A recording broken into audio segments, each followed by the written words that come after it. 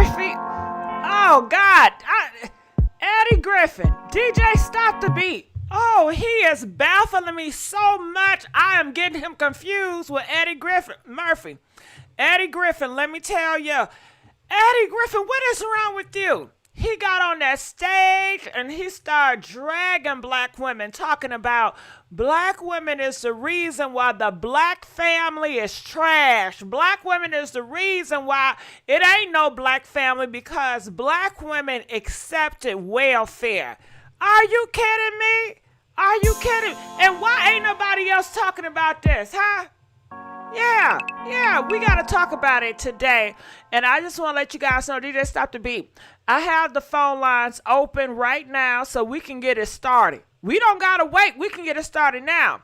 Now, the only person I heard speak out about this was Willie D Live. Shout out to Willie D Live. You know, go check out his channel. He's a good brother.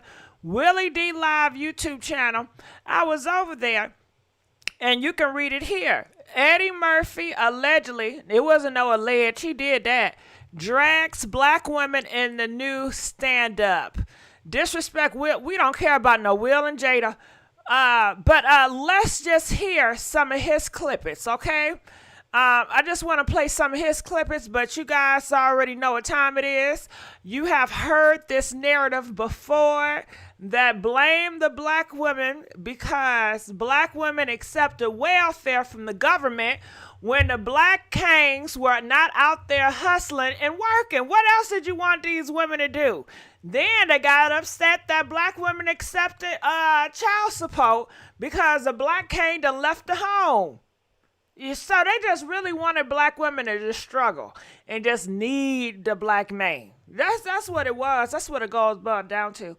And these articles, it says again, comedian Eddie Murphy drags black women in new stand-up. Yeah. So let's hear what Willie D Live had to say about this just a little bit. What I'm about to say, but I'll take my chances because I got good intentions. Fam. Okay, let's take it from let's accepted Section 8. And the white man fan, at least, the worst was when he went in on black women.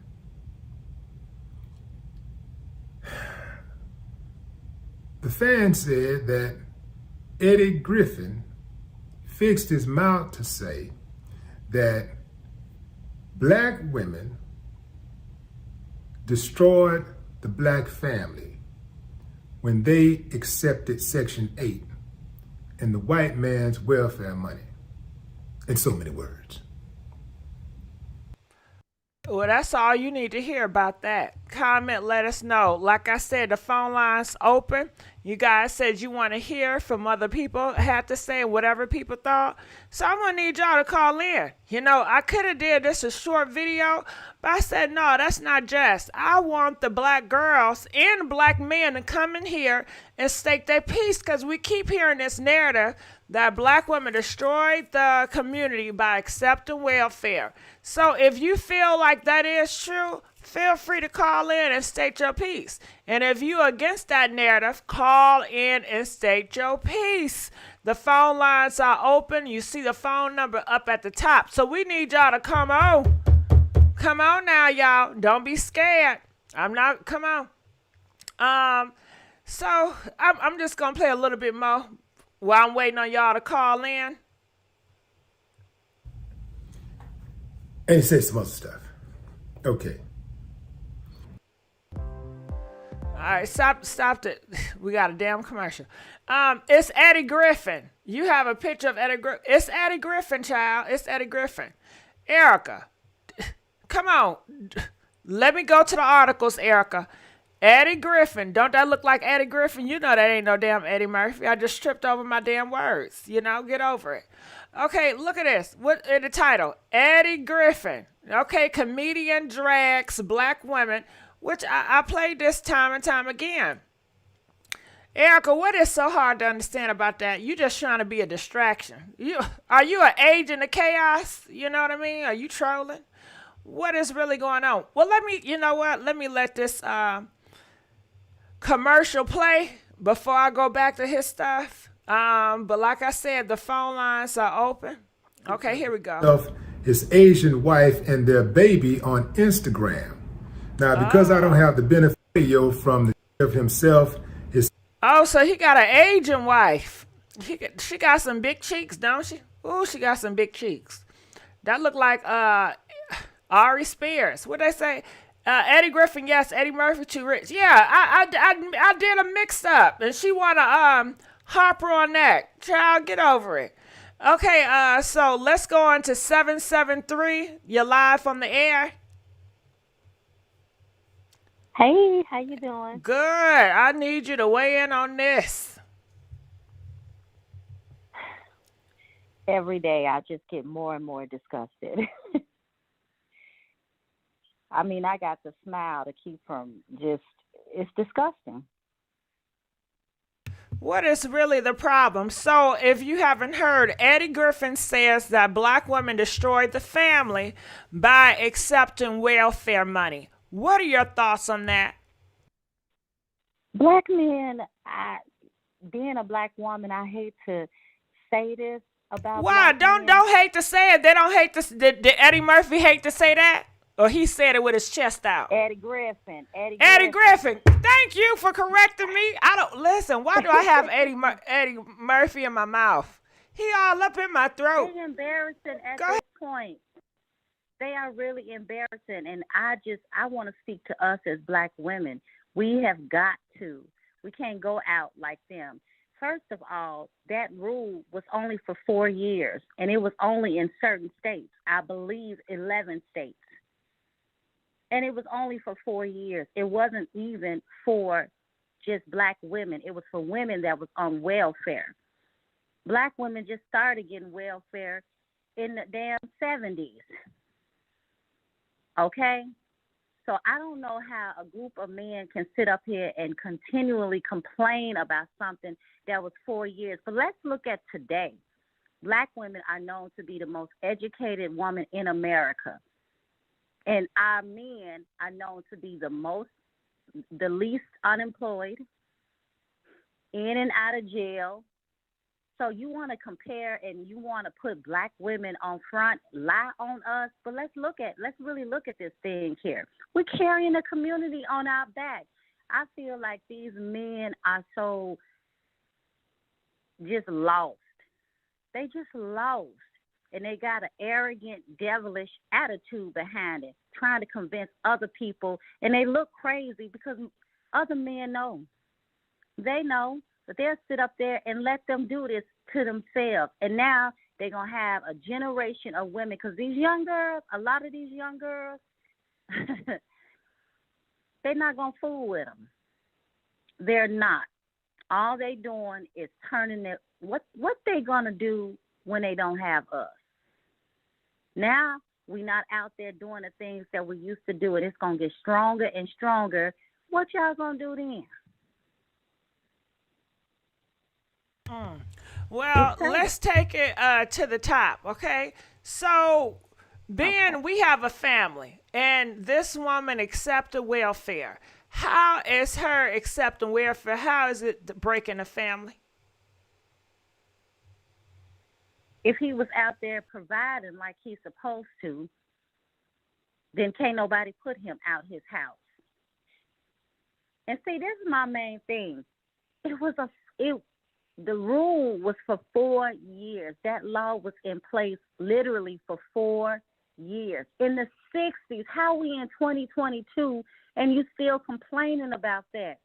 You still ain't built yourself up to where you can build and provide for your families.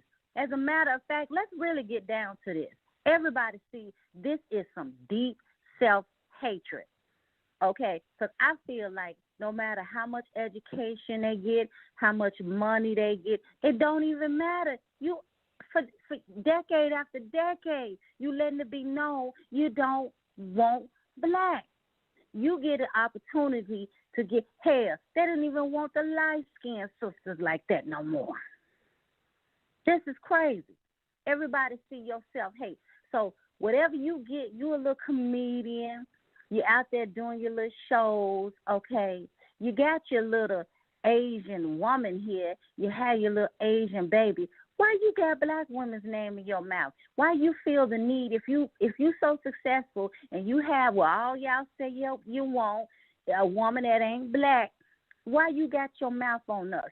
Seems like you trying to clean up your embarrassment.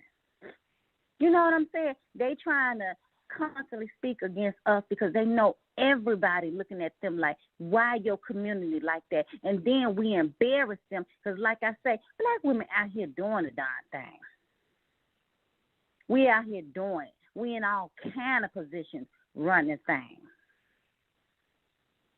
Even the everyday sisters out here doing the darn thing. We're carrying the communities on our backs.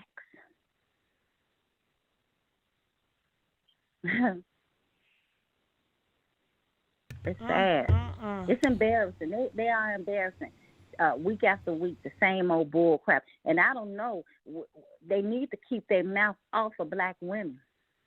They really do. That sound nice, but they're not going to do that because they make so much money off of it. And like they said, he was at a comedy show when he was dragging black women. And, you know, it's not footage going around or audio because that's what I was looking for. I said, where the footage, where the audio? But they said that they was not able to record. Go ahead. But see, that's why I said I want to thank you because I saw that Willie D, and I usually don't click on him. You know, I look at the title because he got his. This is so embarrassing. How he gonna get up there? He trying to move, and let me tell you something. What you just said, it is gonna happen. It is going to happen. That's spiritual law. And the time is now for them to deal with all the treason that stuff been going on even before we even got to this country. They sold us into this bull crap. They sold us into this bull crap. And we ain't did nothing but loved on our men and loved on our children. And some of us, it may have been some welfare mamas out there. Heck, my mama was stressed out. But I got sense enough to know that she loved me. I'm not going to blame my whole life on her. I raised myself up, and I got two amazing daughters. Okay? I don't understand this bull crap. But don't say it ain't going to change because it is going to change. It is going to change. You're right. It is going to change. Everything is going to turn around. Now, I got a question. Okay, so if I'm on welfare out here and my husband is Johnny or my man is Johnny and he's not providing or he left, what do you expect me to do? Just suffer in silence? Is that what you want? Mm-hmm. And that's what the guy that commentated about it said. Well, she chose to feed her children. Quite naturally, any woman gonna do that. You know, I heard something about the guy Blueface and how his mama left him in the house, him and his sister and brother, hungry for days. I said, wow, that says a lot about why that young man do that. Because most women going to do whatever they got to do to feed their children. Most women, black, white, Asian, it don't matter. Any real mother going to do what she got to do. And that's what we did. And we was not the only ones on welfare. But look at today. Look at us today. Okay? As a collective, we out here doing the darn thing. Okay. So educated. In all high places. Okay. Yes, and I mean even in these podcasts and how these sisters owning homes and things. Look, most of these black women owning their homes, and they're mad about that. They say, "How dare you own a home? You too independent." Yes, they real angry about that. See, what it is it's embarrassing to them. And they really think that other people, these men ain't falling for that, these other groups of men. They sit back, they think you a darn joke. They really do. And I hate to see them go out here like that. But you know what? Let's keep giving them enough ropes. They going to hang themselves. It's getting to the point where a lot of the women don't even want to deal with them. A lot of women most definitely ain't letting them in their house. And see, that's what they're mad about. that they can't live off of. But you made a good point. Let me tell you something. When you going to be able as a collective to stand up as a man and take control of yourself? I'm going to tell you why they can't take control of themselves. It's sad. It's sad, sis. Listen, it's self-hate. Why is we as black women, with all the issues and the stuff that these men have put us through, so much mental and emotional and psychological abuse, we still try to be sisterly towards one another? Yeah, we got some bad apples out there. Okay, we still rise up. We care about our future generations, not just the girls. We care about the boys, but we care about the future generation. Okay, we educating more and more, decade after decade. What are y'all doing for the young brothers? You act like you don't even care about them when you sit up here and tell them things like, don't have no family. Oh, do her like this, and this how you pimp a woman. You sitting up here, you can't even build. How you going to build a community if you can't build a family? How? How you going to build a community? It starts with family, a strong family.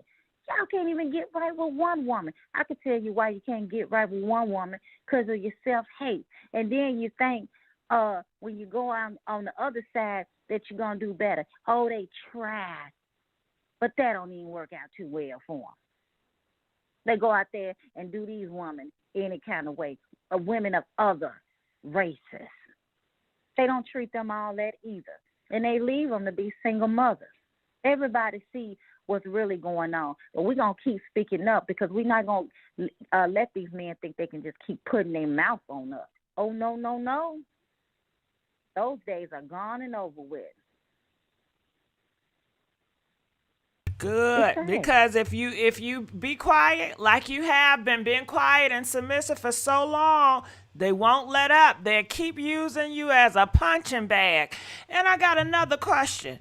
You know, after who was the worst ones that did something to the black kings, black men? Wasn't it the pale man? But why they don't got many jokes for the pale man? That's the one that that took you in the book, did you all types in front of everybody, took your family, took your language, but you don't got no smoke for the pale man, but you got a lot of smoke for your own black women. I'm so proud of y'all young sisters. See, I'm in my 50s. And let me tell you something. Before the talk shows and before the internet, they was put their mouth on them. They were saying, oh, the white man. They had us hating the white man.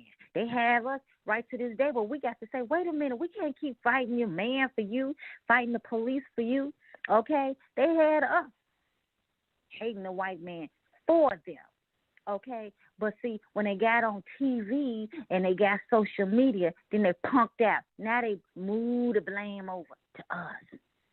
See, before TV, they let them on the talk shows, and before the internet and all of that, oh, they was blaming them. It was that white man out there, the pig holding me down, and this, he did that, and this is my whole thing. Listen. I'm tired of them trying to make it seem like being black is the worst thing in the world. I don't give a darn, especially being here in America.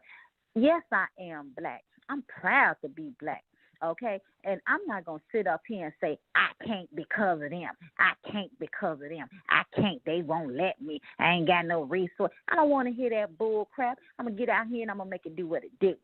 And that's what we do as black women. That's what we do. While they sit on the sidelines like some little bees and complain and whine. You look like a fool, a wooden-head, nickel-head ass damn fool. Any man that sits there and fix their damn mouth to talk about what a woman running you, you can't even run your own damn community. You know what you sound like to other men, what you look like? A little cooch cat.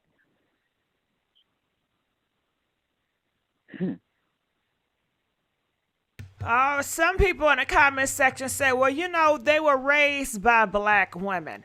So sometimes you think yes, that were. If they was raised by black women, When you think that they have an advantage to train and teach their men how to respect other black women? What is the disconnect?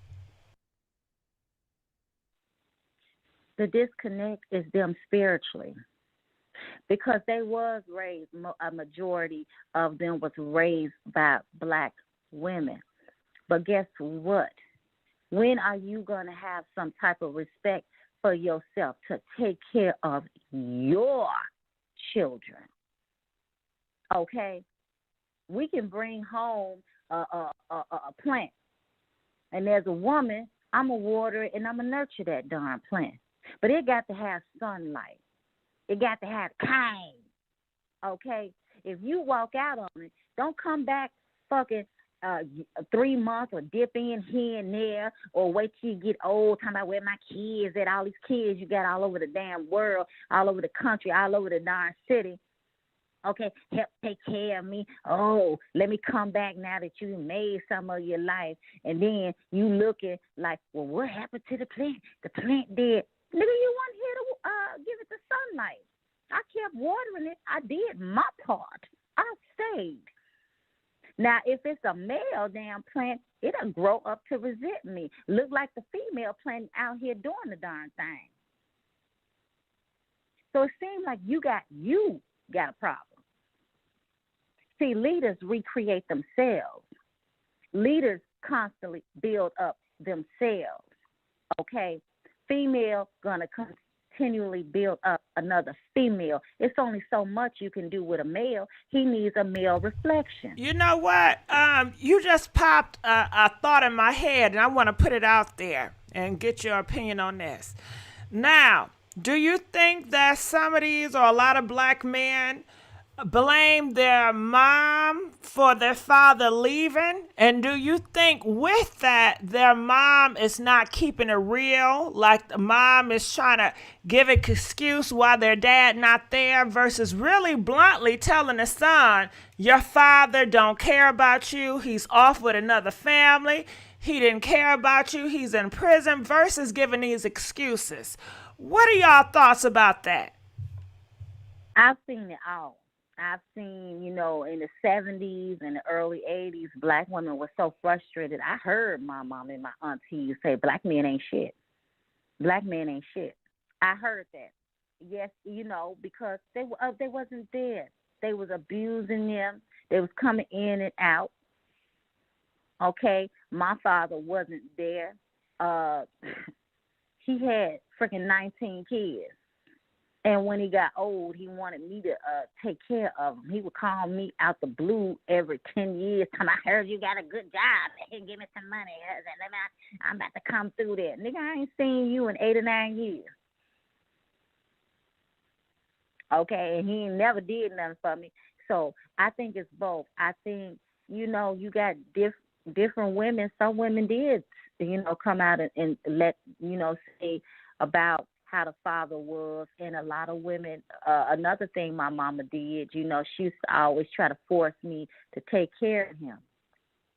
Well, you got to take care of him. He old. He in the nursing home and, blah, blah, this. And at first I was, but he was just so rude. And I'm like, dude, I saw you all of 3 or 4 times. And that was only because he had sisters that would have me around. I'm like, I'm in my darn 50s. And now I got to sit up here and take care of you. Okay? And come to find out, he raped my mama. That's how she was a virgin. That's how she got pregnant with me. And so she had a lot of respect towards me. Yeah. And he was looking at my teenage daughter at the time. That's why I stopped going to that nursing home. And my teenage daughter, she grown now. She the one that told me that he had did that to my mama last year. And I saw how he was looking at my daughter. I stopped going up there, taking him food. Look, I don't know this man. But my mother was trying to force me. Black women are beautiful. We are so loving. I'm telling you, I love our hearts. And I'm tired of seeing us generation after generation put up with bull crap. you know what, we don't want to naturally. Of course, we want to recreate ourselves and be with, our counterparts, but we have to move on. We have to open ourselves up to other things. This is just ridiculous. And there's some, decent, good black men out here, but they got to prove themselves. That you just can't have no sister. You got to prove yourself. And I don't know why they sit up here and let other black men talk like this, because they secretly feel that way. The guy that did the podcast, because I ain't going to keep saying his name, I did notice that he kind of kept trying to put the blame on black women. It's both of us. It takes two to tango. And, yeah, that's all fine and dandy, but you saying that black women destroy the community because we accepted welfare, I'm telling you, is about the dumbest ass shit that was it. These men have been going around for over a decade talking that bull crap, talking about it was in the Moynihan report. Even they little kitten in heels was all on Joe Budden show saying, yeah, the Moynihan report. The woman, she took welfare with his limp wrist self. Okay, when we read the Moynihan report, it said, yeah, we had to accept welfare because you wasn't a provider and you never were. They said that you abandoned your families as soon as you got off the damn plantation, and that your women always outworked you. Now, when black women read the Moynihan report and let them know that it's been read, then they want to say, oh, and now they don't want to talk about that. Y'all look stupid. 4 years, you complaining about something that was a law that was in effect for 4 damn years in the damn 60s, damn 50, 60 years later. When I want to ask them something. When y'all going to get to the place where as a collective, you're known for being builders, providers, and protectors of your family? I wait until you learn to do right by me, until you learn to love yourself. And I can't teach you that. I'm teaching black women to do it, though. I'm raising black women up. When you going to raise up these black boys? Well, you know and then what? Make it so bad, we've made some amazing black boys, especially when they've been around. If some good black men stay around, it's some amazing black men out here. These brothers out here lost, and I feel bad for them, but I'm not going to let you abuse me. I got daughters to think of, and I got my other sisters out here. We love each other. We ain't got to put up with this, especially when we remember who we are. Hell no. Well, it'll be a great time for them to start building, because a lot of people is looking for a house. The housing market is real tight. Wouldn't it be America if the black men game came out and started building houses during this time instead of getting on the internet gossiping? I was sitting up here thinking about that today. They were showing like going through the black community and in Memphis, and the guy was getting out talking to people. And I'm sitting up here looking at this show, and I'm thinking to myself, that's a darn shame. These other groups of men come over here from other countries and immediately build up communities. I don't understand why it's so hard for you to get rid of that pimp mindset. Get rid of all that negativity that you keep pumping into the young generations over and over. And, back in the days, we fell for it. We was out here, calling each other bees and, with the rap and stuff, and they talking about us. We sitting up there thinking, nah, they ain't talking about me. It must be another woman. And we out there foolishness. We trying to grow from our mistakes. These men constantly, why are y'all telling these young boys this foolishness? Y'all do this generation after generation. Generation after generation. And you can have a collective of men that's engineers, like you say, contractors, a whole lot of things. They can do a lot of things, but you know what? Gone are the days of us speaking life into them. You don't appreciate it. But let me just step back. Let me see what's about to happen to you. Since you want to wage a war against that created you. Wooden head, nickel head, dumb ass fool. I'm sorry, you're dumb as hell. You might as well go to Jesus, Allah, whomever, himself, herself, and be like, F you. And then see what's going to happen to you. It's just dumb. I'm over it. But I want to say this to all the sisters. I don't care how the men. I don't care about your feelings. Get over your ego. Get over your arrogance. And get your butt out here and start competing with other men. And really, let me say this before I go. The fight is within yourself. The fight is within yourself. Take care of yourself. Get you some self-love and watch how things change for you.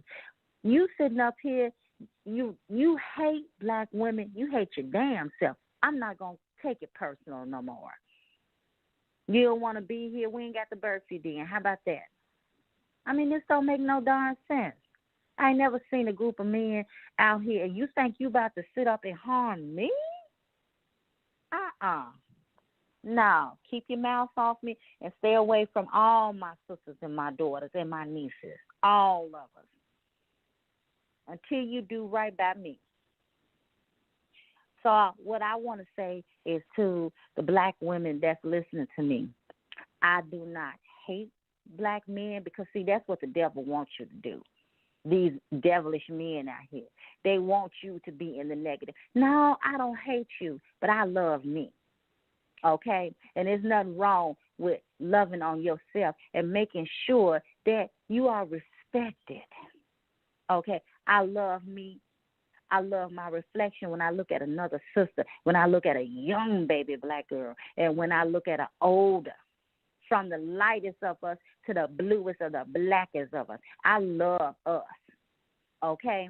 And I'm not going to sit up here and keep telling these young sisters, don't educate yourself. Oh, be you just a modern woman. No, I want to see you educate yourself. I want to see you go, whatever it is you want to do. Educate yourself in that. If you want the podcast, educate yourself in that. Be the best at that. Whatever it is you want to do, I want to see you get out here and travel, enjoy yourself, connect with other good women. And I want to see you have a mate in life, a good man that's going to respect you, that you can build a family with. And if it ain't the black one, and I don't like to hear nobody say, well, I just don't date no black man. Open yourself up to all men that's going to treat you with the respect that you deserve. And don't feel bad about it. Okay, we the only group of women that feel like we got to fucking build a man. We ain't got to build no damn man. No other woman thinks like that. We've been conditioned to think like that. And them days is over. I want to see the future, the women that have come before us, and even myself. Like I said, I'm in my 50s. We've been gone through some things. I don't want to see no more sisters go through that unnecessary stuff. Unnecessary. A man is supposed to build and provide for you. Yes, you provide for yourself. You out here in creation. But he's supposed to be the man. If he want to be a man, he's going to have to come with something. He got to be able to lead his family. He got to be able to teach the boys how to be a man. How the hell you going to teach the boys how to be a man when you sitting up here blaming another man? You're too scared to blame the white man, okay, like you do in the community, trying to get black women to hate white men. You going to blame a woman publicly? You look like a punk. Ain't nobody falling for it. Nobody but them. And they becoming more and more enraged. We got to, don't be scared, sisters. We have got. Hello? I don't know what happened. You are not connected. I apologize. Man, I guess Eddie Griffin got upset and tried to, what is going on? All I've heard was doom, doom, doom. I'm going to try to call in. I hope she's still online. That was my fault. Something happened with the Blog Talk Radio. I'm trying to call in now.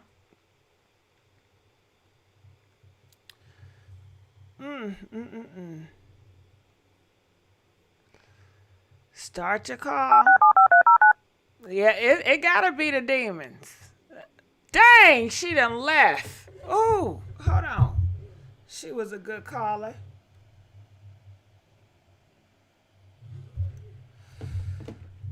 Oh my goodness. Yeah, she was very powerful. I'm going to try to call her back if I can get this thing back up. I guess Eddie Griffin got real upset with me. He tried to cut the live.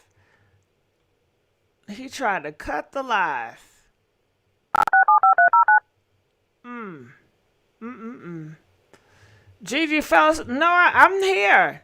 Please like this video. We are having Blog Talk Radio now, press difficulties. 1 to hear important. Now, why did I hang up? Please give me some patience, y'all. Please be patient with me. Get her back. I'm trying to get her back on. I'm trying to. People leaving the blog.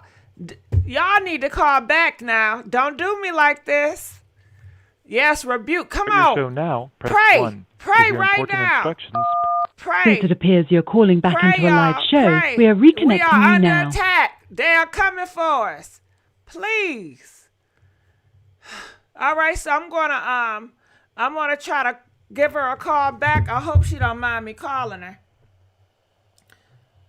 Please pray. That's the only way we can get this thing back. Please like this video. We having more callers call in. Please call in. We want to hear everybody's voice and opinion about this matter. All right, I'm calling her. I didn't put in the wrong number. Hold on.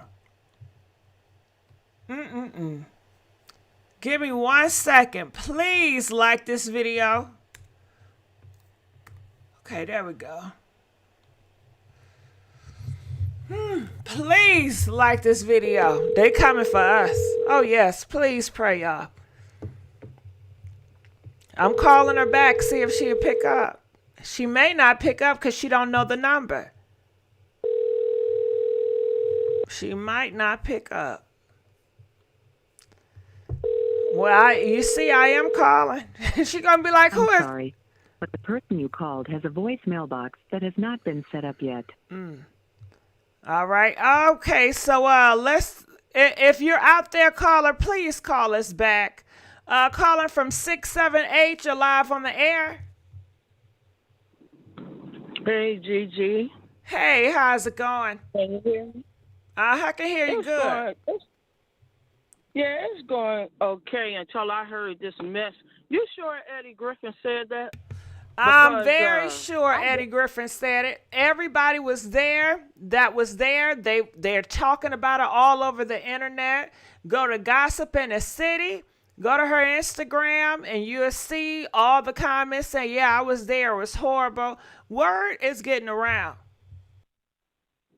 Well, they must have paid his black behind because I remember I've been to his shows and he always used to praise the work that black women did to raise the community. He also loved that government cheese, honey, because he was talking about back in the day when they had, the welfare government cheese kept them alive and all this.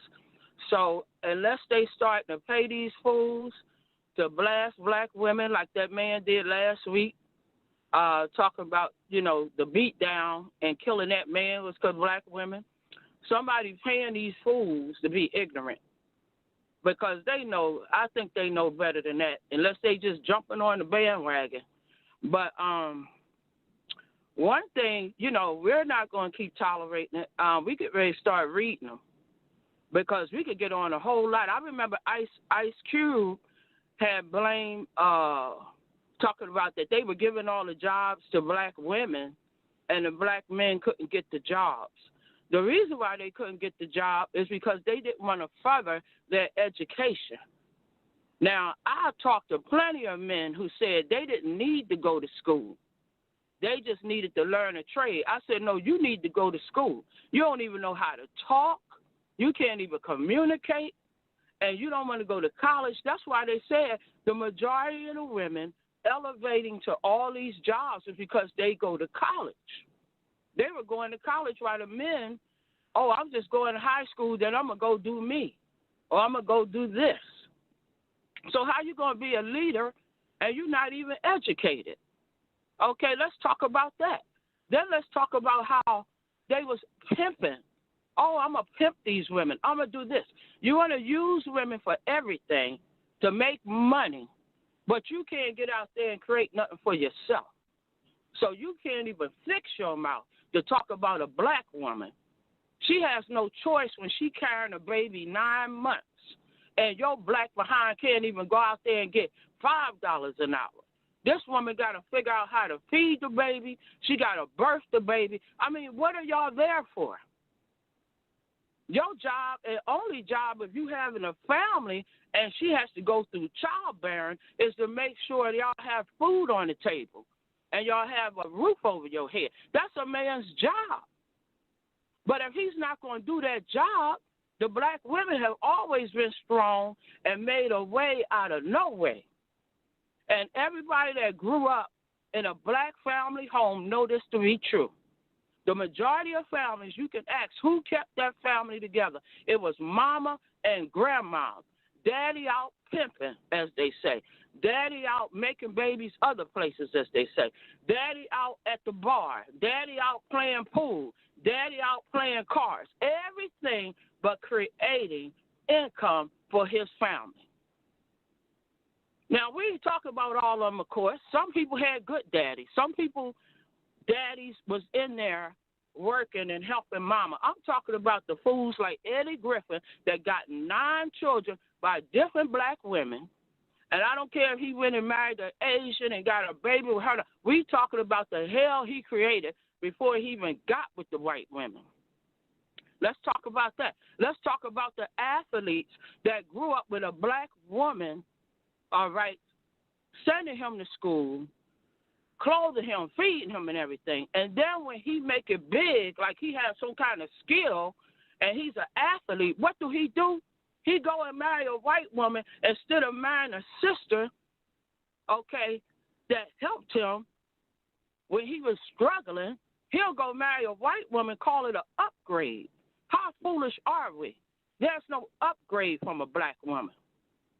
A black woman is solid, and they know that. She's not going to put up with it unless he convinces her of the L word. They know now that the L word don't work because love is not the bedroom. It's what you do outside of that bedroom. So if a man sitting here talking about black women did this, let's talk about your black behind. Let's talk about that. Let's talk about how you abandoned your people soon the white man gave you a little bit of money. Let's talk about how you sat there and talked about your brother instead of lifting him up and elevating him. You called him all kinds of names. Now you're over here jamming with the white folks. Let's talk about that, okay? Let's talk about how you listened to these guys that told you laying up with different women was where it's at. But yet, when child support comes to your ass, you want to sit there and talk about plotting to kill that woman. But yet you laid up with her. Where's your responsibility? Where's your accountability? You doing all this. You creating all this. The black woman ain't told you to go lay up with all these people. That's your choice. It's your choice to tell other men that's where it's at. It's your choice to tell other men pimping is where it's at. All you black fools out there talking about pimping a woman because you used a woman for money, okay? You're sorry, low down, no good for nothing, ain't have nothing until you use what? A woman. But you sit out there and brag about you being a damn pimp, and you think there's some honor in that? You're sitting out here selling your young daughter. You think it's honor in that? So who is really tearing down this community? It's your black behind. Most mothers are sitting there struggling, waiting on you to step up. If you don't step up, who you think going to raise the children? Talk to me. Come on, black man, talk to me. Who gonna raise the children if you out there making children? You ain't putting no money in the home. You ain't even educating yourself. So how can you sit here and say, oh, they're giving black women all the jobs? That's because with all the hell you put on a black woman, she's still educating herself. She's tired of you. She's educating herself, and she's trying to move up now. Your black behind is no longer all she needs. Okay? And she watching her daughters. And you sitting here trying to sell her daughters. That's what's going on now. Little girl ain't even safe. You sitting up here selling your daughter. All this trafficking going on with the children. Who doing that? Men. Who's trafficking the girls? So let's talk about that. Y'all don't really want us women to start stepping up and putting y'all in y'all place. Because we could go all over social media and show the proof, okay, that you don't educate your ass. That's why a lot of women is taking office now. Do you know they would not vote for Stacey Abrams because she was a woman? Black men talking about, oh, I'm tired of women getting all the jobs. So I'm tired of women holding office. You know why they holding office, nigga? Because you don't educate yourself. You can't lead unless you have an education to lead. You won't even take your black behind to the library and get books. Let no one talk about going to school. And look who they put up, Hershey Walker. Yeah, he couldn't even talk. Mother Hubbard talk about vampires and shit. This is the education that black men got. And Malcolm X said it to y'all. He said, until you can respect your woman, you will never have respect in this world. And that was Malcolm X that said that. So y'all need to get your head in some books. Stop blaming black women for every damn thing. Because I'm going to tell you something. If it wasn't for the black woman, your black behind probably be dead, laying in the grave somewhere. They sit there and make excuses for y'all. They take up for y'all. And then y'all turn around and stick a knife in their damn back and sit with the white man and talk about black women ain't this, black women ain't. If it wasn't for a black woman, your black ass wouldn't even be here. And she carried your black behind for 9 months. So all you can do is talk about her. You can't even go out and make $5 an hour. But you mad at her because she getting 12. You know why she getting 12? Because she got up out of bed and she goes to work. What do? You sit and watch sports? You talk about women? You watch girly magazines? And your damn daughter is getting raped by the lousy neighbor down the street. What can you do? So I don't want to hear shit about black men. We're going to start getting on y'all ass and start telling the truth. And I suggest you women do that. Stop sugarcoating this shit with them. They ain't worth it. When y'all going to wake up and realize they don't have your back the way you have their back? They sit in a white man chair and call you all kinds of names and say you ain't shit. When is you going to come up and let them know they ain't shit? And lay it out for them. Tell them how they worship a white woman who looking at them like just a black nigga dick. That's all they looking at you for. They know you ain't educated. They got what they need. They just want you as their little rabbit. And you can't even see it because your ego don't allow you to see. There's no love for you from them. They look down on your ass. They use you. And some of y'all spend all your millions on them, and then they send your ass back to the ghetto. So you want to talk about something, we're going to talk about it. We're going to start checking y'all ass. That's what we need to do anyway. I check anybody to come around me with that bullshit, and I don't even care if the woman got 9 babies. Who gave it to her? Where they at? Did they put food to these children? Even if you don't like the woman, you go take care of your damn kids. She didn't make that baby by herself. So are you non-educated black MFers going around here talking about my mother or my grandmother, anybody that raised your black behind? All right? We about to take care of y'all. We about to take care of y'all real good. And then we'll sit on the white man panel and run down how stupid you are for buying that dream he sold you to get you away from your family out there in Hollywood where you screwing everything you can screw, and left behind your beautiful family. How about that? And he laughing at you because that was the plan in the first place, to give y'all a couple of dollars. They ain't like that you went with the white women, though. They don't like that. There ain't nothing they could do about it if the white lady going to open up for you. Some of y'all did die behind a white woman. They killed you behind for dating her. But y'all need to step up and get yourself together and get educated. If you don't want women in office, go get an education. You won't take your black ass to school. You won't elevate past high school. You don't even think about college. Go educate your ass. Stop going on social media talking about black women didn't do this and do that. What did you do? Let's talk about your resume. Show me your damn resume. All right? Can you do that? Social media ain't a resume, nigga. Anybody can jump on and say something on social media and have a channel. Let's see your damn resume from an education. Let's see you from Harvard, Princeton. Let's see something you can do. Because the sisters been doing it. And y'all mad at us because we're not going to sit back and have some lame-ass nigga laying in the house. Yes, we buying houses, we buying cars because we work for that shit. And we did it carrying a baby in our belly. Y'all will never touch us in that area. What can you do? So that's what I want to say to these black men. Show us your damn resume. Show us your education level before you ever speak upon a black woman. Because she was put on this earth to be by your side. She wasn't put on this earth to support you financially. Okay? She was sent here to be your helpmate. And yes, to have a family. But you don't even have education enough to know that. You think she's just here for sex. That's how educated you are.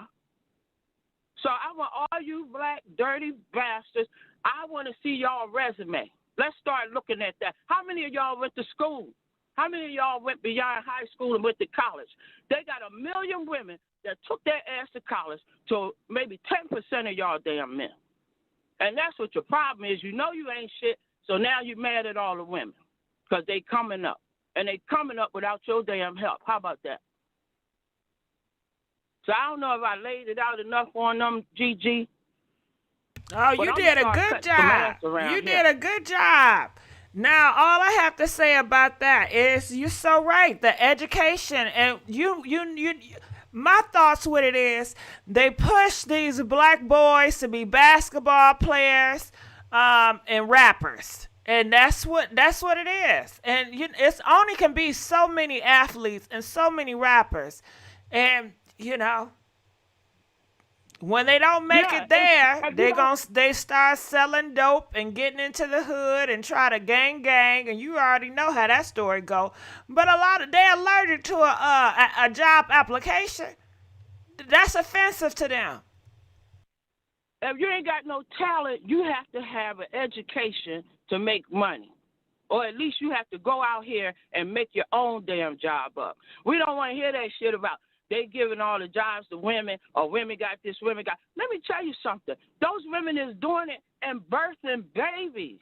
Niggas ain't got nothing but 2 legs and 2 hands and can't figure it out. You kidding me?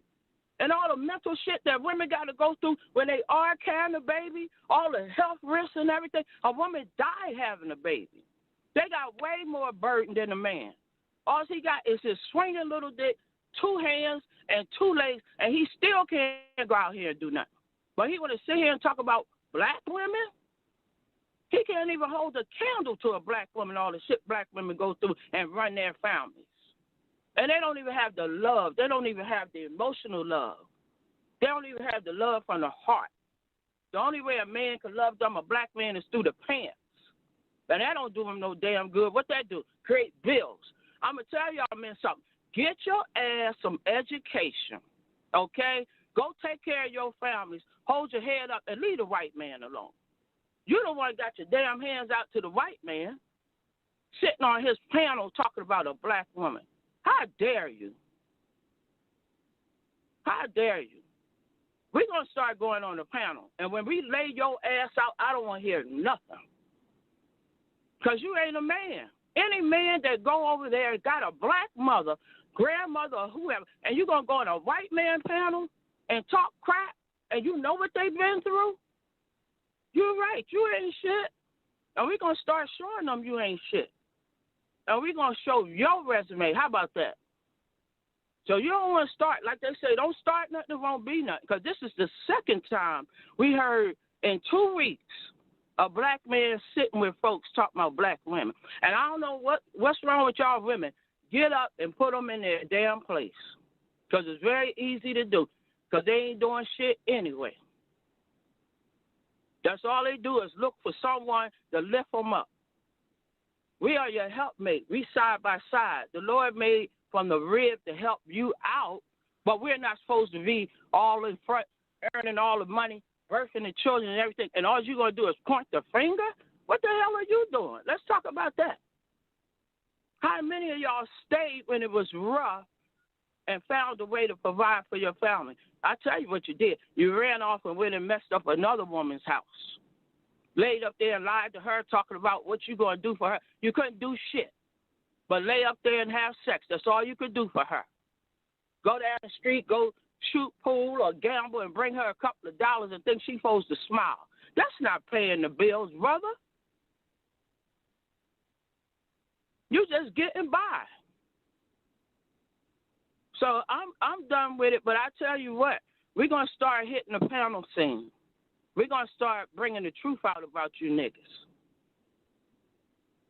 And I don't care what y'all got to say. We're going to cut you a new one because you need a new one cut.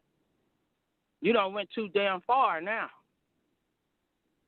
Too damn far. So that's all I'm going to say, Gigi. And like you said, start digging don't start no shit, won't be no shit. Don't start no shit, right. Don't be no shit. Don't start it. Don't start that shit because you know black women got it for you. When you get us angry, we're going to chop you down. So don't start this shit now because this is the second week. They've been talking shit for a while, and we just been going on working and taking care of our business. But now going on national television, like that black so-and-so last week, got a black police chief woman. Jason? She put him in jail. What do you want? Now he going to say they beat up the man and killed him because they black. Come on, man. It ain't had nothing to do with that. The black woman ain't had shit to do with that. That was that organization, and they thought they could do whatever they want, and now their black ass gonna pay too. This is the reckoning right here. This is why everything being exposed. So black man, watch your damn back, because everything coming out. You better watch your damn mouth, because we're gonna start pulling your resume and show what the hell you've been doing all these years. The reason why women is ahead of you. Because they sick of you. They not going to lay down no more. They not going to protect you no more. They not going to lie for you no more. They not going to pay the bills no more. Not for your black ass. So that's what I got to say, Gigi, because we about to cut them a new one. Well, we ready. We ready. We ready. Yeah, let me tell you something. When you get black women together, it gets together. And they know that. So I don't give a damn about you talking about Will Smith and all these other damn people that went out to Hollywood and lost their damn mind, but they know the power of a black woman. And that's why you see black women raising up in politics. Because we fitting to set this shit on fire. And they said the most dangerous woman in the world, the dangerous person in the world is a black woman, not a white man. Okay? Not a black man, not a white woman. A black woman. You know why? Because she's the only woman that went through every type of hell there is, and she's still standing. And look at the ladder. Look where she's going. Okay? So y'all are messed with the wrong topic there. All you black ninjas is about to get your ass set back to you. Then y'all going to start respecting us, because ain't nobody else going to respect you once a black woman raised up and cut you a new one. And that sister that spoke before that, I think she want to join the party. Mm-hmm. Yeah. So we coming for your ass. Keep on talking. But that's all I got to say, G. And Eddie Griffin know better, because his black ass was the one eating the government cheese. That big He black, said it. that big block of government cheese. That big block of government, that nigga was on stage 10 years ago talking about how good that cheese was. And now he either smoked some dope or he sniffed, because that nigga got a drug problem too. All of them get out there in Hollywood, sniff at the party and stuff, then talk about everybody else. So he done sniffed the wrong damn stuff when he opened his mouth about black women, when he was just praising them 10 years ago. Okay, so I don't know what y'all doing, but I tell you what, we coming for your ass. Okay? I'm one of them. And I'm going to bring your resume down front on ABC, any channel that listen to it. We're going to cut y'all a new one. And I think they want to hear what we got to say. You know they do. They keep talking about you all day, every day. That's what they want. The white men want to see us go up on the panel and cut each other a new one. But I'm going to tell you something. The black man going to have to apologize, bow down, and come back to his roots. Look at his ass. He done been out there all these years, and he still ain't happy. You know why he ain't happy? Because when you betray your hometown, you have to come back humble. Watch what happens. All their asses going to start coming back humble. That's why it's crumbling now for them. That's why Will Smith had that squeaky clean reputation, and then the Lord said, it's time. We're going to knock down all this false stuff. And so he slapped that man up there, which he deserved a slap. All of them deserve a slap for abandoning their roots. And he slapped the man, and then look what they did. They tried to tear him down. Look, all the white people, that's all they talked about. Now, we didn't think nothing of it. We said, shit, you need to slap another black man. We didn't care. But the white people was going crazy. Oh, my God, did you see it? They showed it 1,000 times. We don't give a flip. We said he could have slapped him back, slap him, slap him. We don't give a damn who slapped him. But we do give a damn when you start tearing down our black mothers, our grandmothers that raised your black behind is the reason why you where you at today. We care about that. So if y'all keep running your mouths, we going to come for you. And then everybody going to expose you for what you are. Okay, a damn hypocrite. The majority of them that run the white women, they be sneaking in the hood, getting the black mamas because they know they cheat on everybody. Them dumbass white women to sit there with them. But that's all they getting from them. And then they sneak back in the hood, back and forth, then they go back over there. They ain't doing nobody no damn good.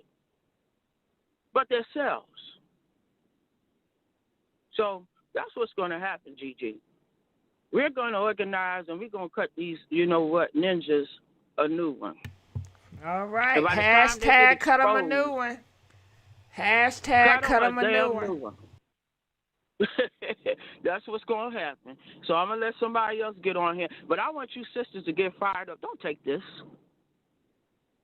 They can't even hold a candle to you for what you do for the community or what you do for yourselves. They can't hold the candle to it.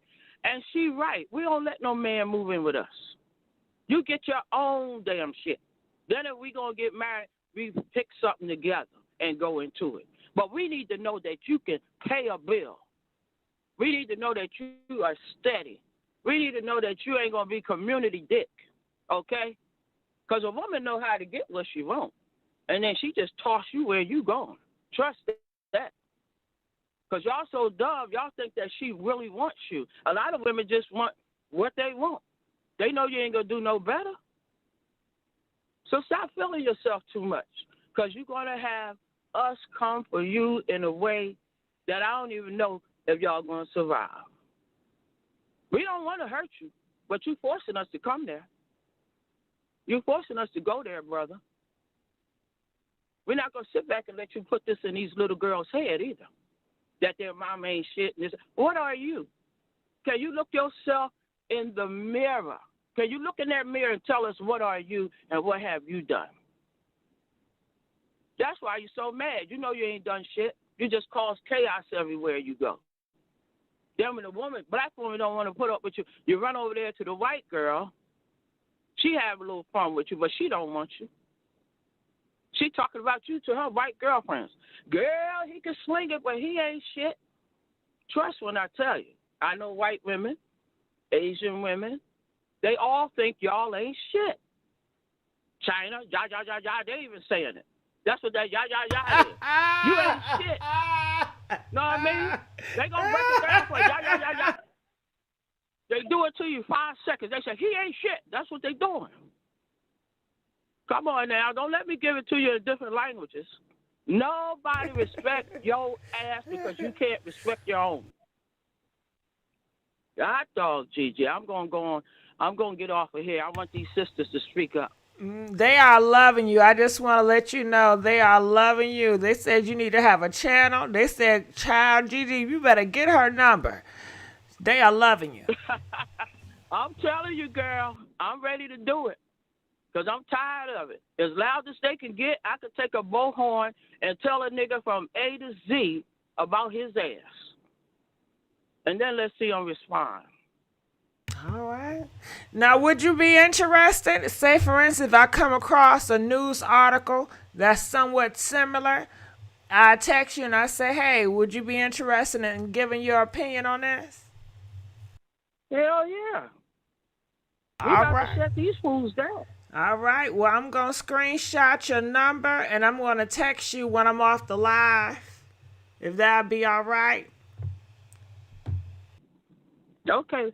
All right. And what's your name? Or the name you want to go by? This Shelly. Shelly. Can you hear me? Yeah, you said Shelly? Yes. Okay, Shelly. I love that name, Shelly. That's a beautiful name. All right, Shelly, we're going to let you go. I'm going to text you when I'm done with the live. All right, so let's go on. Give it up for Shelly, y'all. Let's hashtag Shelly. Ooh, did she give us a mouthful? Loved it. Calling from 213. You're live on the air. Hey, Gigi. Hey, what's going on? Now, you got to talk. What's going on? What's your thoughts about Shelly. this? Ooh, Shelly was too good. And the lady before her, those sisters were just, oh, my God. They just hit the nail on the head. They really did. See, that's why you need to do a panel again, because those two sisters right there, imagine both of them on the panel. I think you and I'm more like a Cynthia G. I don't want to mention another creator, but I like a lot of things that she says. Gigi, she speaks about black women and how we need to open ourselves up. And just to let me know, your name, I don't want to miss Vanessa. Yes. Okay, yes. give it up for Vanessa, you guys. This is Vanessa. Go ahead, Vanessa. Yeah, I seen her roots. Okay, so she don't wear no wigs. No, you funny, Gigi. I swear. I'm gonna run this down on Edward Reuben Griffin, better known as Eddie Griffin. Eddie Griffin has been married 4 times. Let's mention the first one, Carla Griffin. Married her back in 1984, divorced. Next, he married Rochelle Griffin back in 2002, divorced. Married another woman, Nia Rivers, 2011, divorced. Now he's married to Cole Lee. That's probably the chick you see right there on your screen. He married her. He's been married 4 times.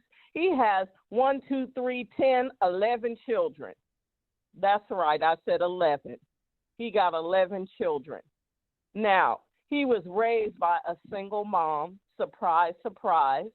He ended up going into the military, the Navy, and got discharged. Why? Because he was smoking marijuana. He couldn't even stay sober in the Navy, and they kicked him out. Then he ended up going to jail because he assaulted somebody in a fight. Eddie Griffin ain't shit. So me and nobody else at the sound of my voice should give a damn what he thinks. We should not be giving these people like this any energy at all. That woman that's married to him right now, her days are numbered. She gonna get tired of him. They do what they do, just what Cynthia G said. They getting the same black man that we had. We should be glad that they going somewhere else. Black women, aren't you tired? I've watched black women get wore out. A bad black man ends up contaminating you. And then you look up, you see your daughters or your nieces or your cousins and your mama going crazy because she dealing with them. They'll make us go crazy. I think it's time to wake up. I like to see a woman's march. We always marching for they asses. We need to do a march. We need to. I saw somebody put in the comments, Gigi, that Cynthia G need to go on Tucker Carlson's show. She sure should, with a panel, because we need to have a louder voice. These are great. We venting. I don't care. I'm not mad. I'm glad that they going elsewhere because they wear us out. They're dysfunctional. And like the caller said, they ain't about nothing. So I'm not mad. My daughters don't date them. They've been dating white guys, and let me tell you, they treat them like queens. I'm just being honest. I've seen the difference. If you got any daughters or nieces right now, I guarantee you there's a black man wearing them out right now. Now, I'm not saying all, but I'm saying most. And I'm saying we need to really stop caring about what they're doing. How we get their attention, if we even care to get their attention. We shouldn't. We should just live. We should stop producing with them. That's what Cynthia, I agree with her. Stop laying down with them. Stop it. And open up your mind and date somebody else. When my daughters that are drop dead gorgeous, Gigi, they go out. My daughter recently went to a comedy show, and it was a black guy stand-up. And he was trying to hate on my daughter and her white guy in the audience. They'd just be so jealous. So we need to be doing what, not because we care about what they think. We need to do it for ourselves. We deserve to have a better life. I'm telling you, that's the way I feel about it. I just read you the resume on Eddie Griffin. Why do we care? Did we lose a king? He got 11 children. What do you think he's doing? Please. It sounds like he's breaking up black families with 11 kids by different baby mamas. Sound like he would be the definition. And that's another thing. We need to, just like Cynthia G, and I'm quoting her a lot because she's right. They getting the same black man. They ain't no different. They getting left. She gonna end up being a baby mama. They don't treat them any different. I don't even know why we care. We should not care. We should only care about our mental health because they will wear out any woman. Any woman. And you see these white women, they getting violent with them now. They taking them out. They ain't taking that mess. And look what happens to us. Where do we end up? I know a lot of black women that are in jail right now behind some black man because she done lost her damn mind. We need to stop that. We're better than that. Like that caller said before, we are educated. We are doing things out here. We need to look for a better man. We need not to accept them. And we don't need to be black male worshipers. We need to cut that out. You need to worship your damn self and look for other men that will definitely come to you. They think we just always devoted to them, and that's what we've been showing them. That's why they do this crap. That's why they open their mouths to say that. And you said something earlier, and you hit the nail on the head. It's self-hate, and he had a situation with his mama. He definitely did. He hates himself, and he resents his mama because the daddy ain't around. And they do. A lot of them blame their mothers for their dads not being around. And never say nothing to their raggedy daddies. They put everything on their mothers. That's a because good they not question. well. Do you think they ever do comedy skits bashing their fathers for leaving them? Comment, let us know. Nope. Press 1 if you think they'll do skits on their daddies leaving them not having a daddy. Press 5, no, they would never hold their father accountable for leaving them and not being a father, not being a role model. Comment, let us know. Hashtag we need a million black woman march. That's what we need. We need to march for ourselves. We're always marching for them. They don't march for us. We need to have a march. We need to start a petition. We need to get together with leaders that speak the way we're speaking. This is not about black male bashing. This is about uplifting black women, and we're tired of them throwing us under the bus. We need to have our voices heard. We need to march for ourselves. We need to get together with people like you, GIGI, and people like Cynthia G. We need to get together, and we need to do a march. And we need to march our butts on. If they can go on Fox News, so can we. And I love that first caller when she said they taught us to hate white men. And now they turning on us. And she took it way back. She said they the ones that allowed the white man to come back, talking about we was kings and queens. Yeah, but you didn't protect your queen in Africa. You allowed them to come and take us to America and get our ass kicked here, only for you to turn around and throw us under the bus. You guys are weak. You act like children. And we don't need it. I don't care, but I care about how my sisters, my cousins, all the black women in my life, I see them suffer. I see them go through stuff. If you got daughters, you could see your daughters go through stuff with her, and they make us think we crazy, and then we end up acting crazy behind them. You think of any black woman you know right now, and you say, oh, she a little bit out there. No, she not. She wore out from the jacked up treatment. I bet you if she was with a different man, she'd be a better woman, because it takes a good man to bring out a good woman that have been through stuff, and we've been through a lot. And I'm tired of this, black women need to be strong. I'm tired of being strong. We shouldn't always have to be strong. We should be soft and feminine when we want to sometimes. Why we always got to be strong black women? I'm sick of that. We should be able to kick back and giggle and be soft and be pink. But we picking the wrong dudes. I'm sorry. It's the truth.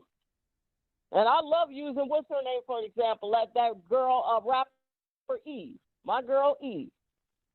She was with Stevie J. He was kicking her ass and treating her like garbage. And what did she do? She went on across the pond and got her a white man. He had kids, and he took care of her kids, and now they got a beautiful baby together, beautiful baby boy together. Eve ain't never been this happy in her life. She'd have stayed with Stevie J. I think we all know how the story would have came out. It's about the man you choose.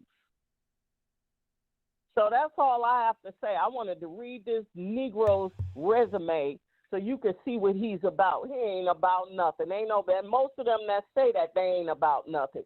We need to open up our minds and start dating other races, period.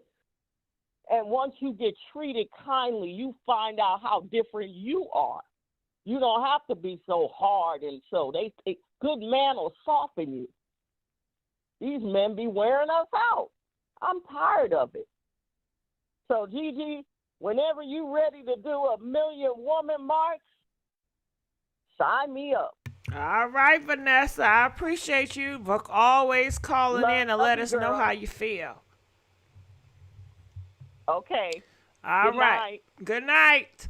All right, give it up for Vanessa, y'all. Ooh, please like this video. We need the likes to be up. Come on now.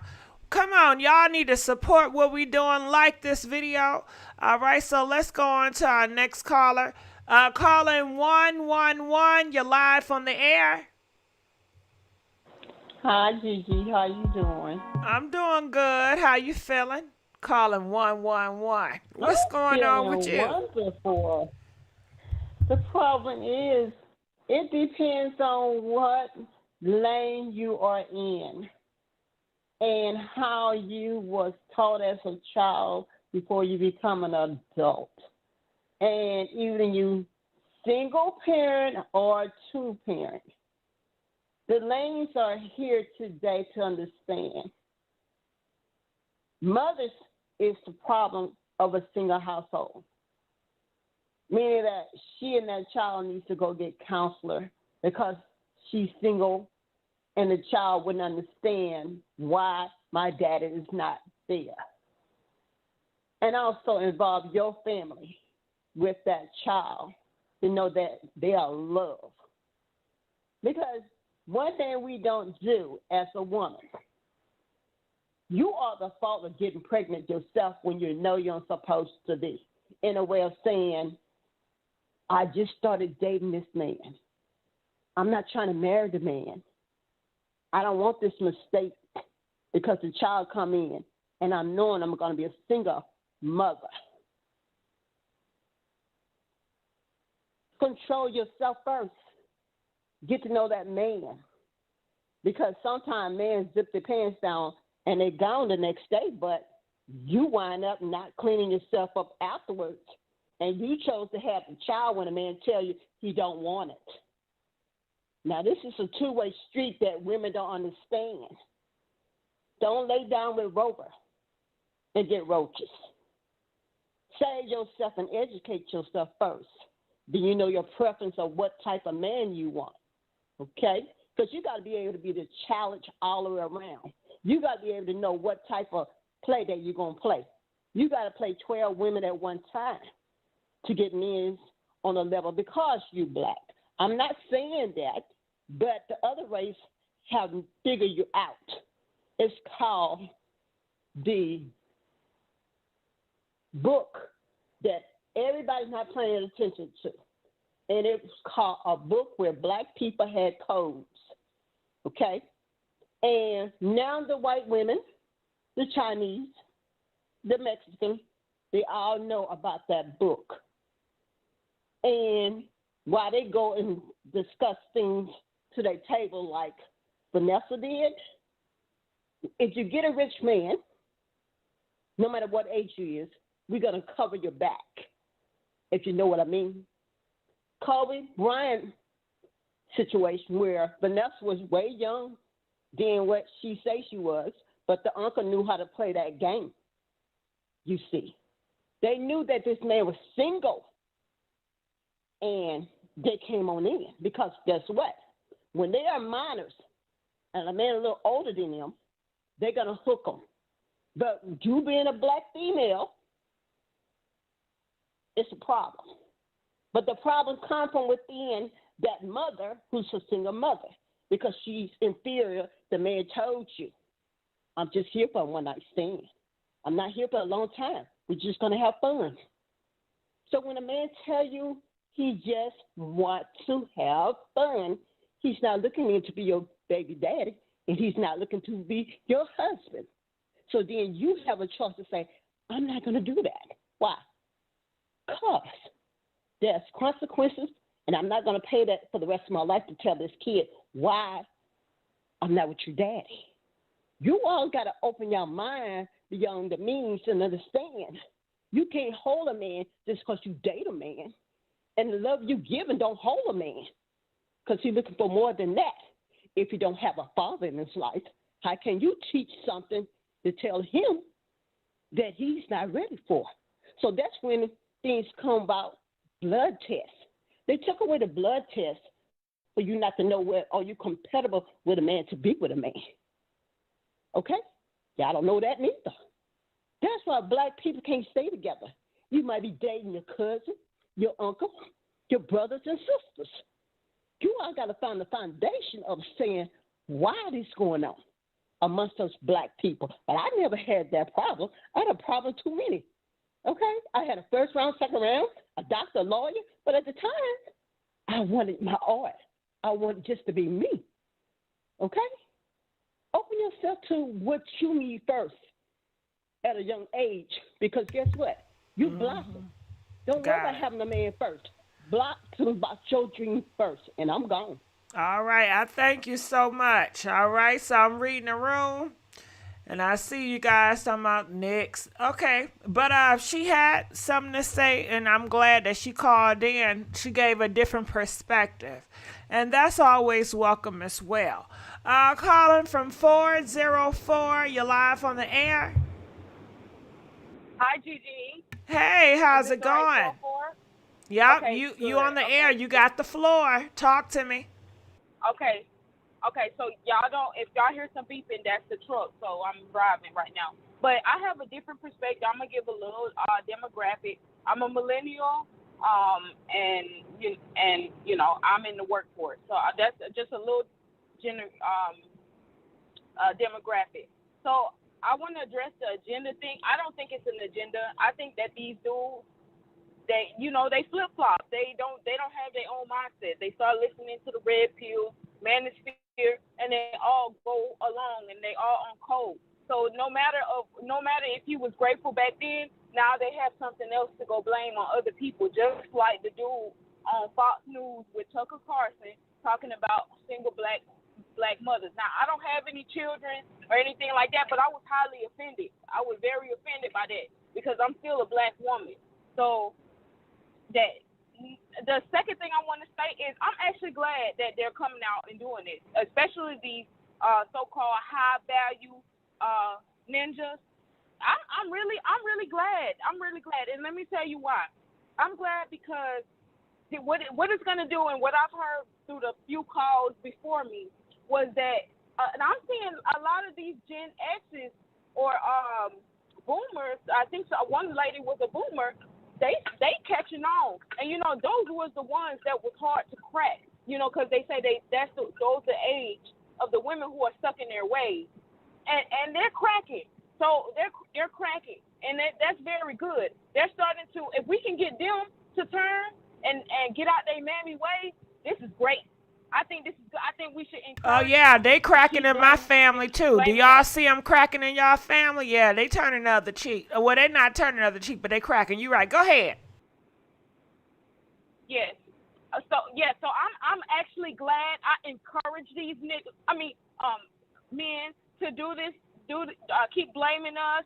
Girl, you can say niggas. Go ahead. Say niggas. Go ahead. Okay. Yes, I encourage it. See what I see. I really don't want to say nothing about it because I was just talking to a conservative white man the other day when I was dropping off one of these loads, and he was asking me questions and stuff. I think he was just trying to pick my mind, but I surprised him because I guess I'm not a mammy. And I told him, I said, you know what? I'm glad that he said that about single black women being the reason why these men are acting unhinged. Because see, what it's gonna do is it's gonna push all these black women from being mammies. And once you push, see what they think they doing is they trying to rally all the white men to, or I don't know if I can say that, but they trying to rally all. Just say pale man, the pale man. Just say pale man. Pale men. Okay, Wonder Bread. Okay, they trying to rally all the Wonder Bread men together, or try to be on their side, so that and beat down. You know, try to beat it in them. That because we saw it with Angry Man. We saw him trying to convince Destiny about, you know, trying to convince her how worthless we are. And he wasn't going because they already know. Wonder Bread already knows. So they can't beat it into them, but they so dumb. So what they trying to do is they trying to get on the side of Wonder Bread. But what it's really going to do is it's going to open up black women's eyes to see that these men are treasonous. And we don't need to be marching for them. We don't need to have their kids. We don't need to do none of that. Close off, especially with this Roe v. Wade thing. Oh, pussies is closed. A lot of pussies are closed. A lot of them are closed because we don't want to get stuck down with children.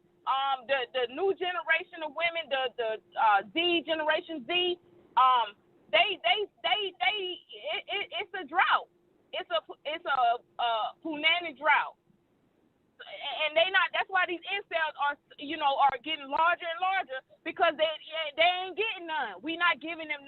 close our legs because we don't want to have these babies. Our out of wedlock rate has went from 77% to 70%, I believe, in the last 2 or 3 years with the new census results that just came out. We just went down 7% from the last census to this census. We doing good. We doing damn good. We doing damn good. The only thing we need to do is stay the fuck away from them. We have to stay away from them or they're going to kill you. It's either stay away from them or get killed. Okay, well, let's soften the K word. Let's soften that K and that F word. But go ahead. Okay, I'm so sorry. But you have to stay away from them. But let me get back to what the so-called their agenda, like I don't think it have nothing to do with Wonder Bread agenda. It's the manosphere agenda, red pill agenda. What they want to do is get closer to Wonder Bread, and what it's going to cause black women to do is step away. And once Wonder Bread see, okay, we got enough black women who are not with them, who are not going to go out here and march and try to and act some kind of defund the police type situation. Okay, now we can go in with the kill. Now, I mean, go in with the sword. I don't know what to say, but we can go in. We can do what we want to do now. We can get rid of them. We don't need them because they useless, and the only thing that they can really say about black women, the only thing that they got that the society have on black women is that we have a high out of wedlock birth rate. That's the only thing. Everything else we contributing to society. We doing the damn thing. That the only thing that they have against us, and this is why they try to make this the main problem in of the black community is single mothers. When we know that the main problem of the black community is the men not building, not working, the violence. We know that they're the problem behind everything why the community looks the way that it looks. So once enough of us get over on the other side, cross that pond like that lady said, once we get on the other side, it's over with. It's open season. And I'm ready. I think this is a perfect time, especially after this Tyree Nickel thing. This is a perfect time to get them niggas up out of the police force because I do not like black police. They always take advantage of the fact that they got a little piece of power, and they try and they what? I mean, they really like be the harshest. They are so bad. They are so ruthless. They don't got no empathy. Nothing. No empathy at all. I remember a few years ago, I left my brother's house because he was on some BS.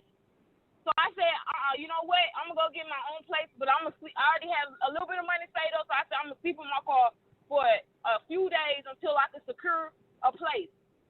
I guess, because I had no Cadillac converter on that car at the time. So I guess a neighbor called the police. I think about 6 or 7 police came out. 5 of them was Wonder Bread, and 1 of them was a black man. That black man did not have no compassion for me. All them white men were feeling bad. That was a young black girl sleeping in the car, just trying to be warm in the middle of Indiana. I mean, one of the white police had to tell her, hey, calm down. That's a young girl. She out here. She vulnerable. They don't care, child. They don't care. But I think I'm going to step in just for a second. I think people have this idea that because they are a black officer, then they're going to have more compassion for other black people. But I don't understand that logic because these niggas in these streets, they don't have compassion when they pound other niggas. When I go in the hood to these restaurants that's black owned or a McDonald's that's full of niggas, they don't have no respect or decorum when it comes to serving me because I'm black and they black. Nah. What you want?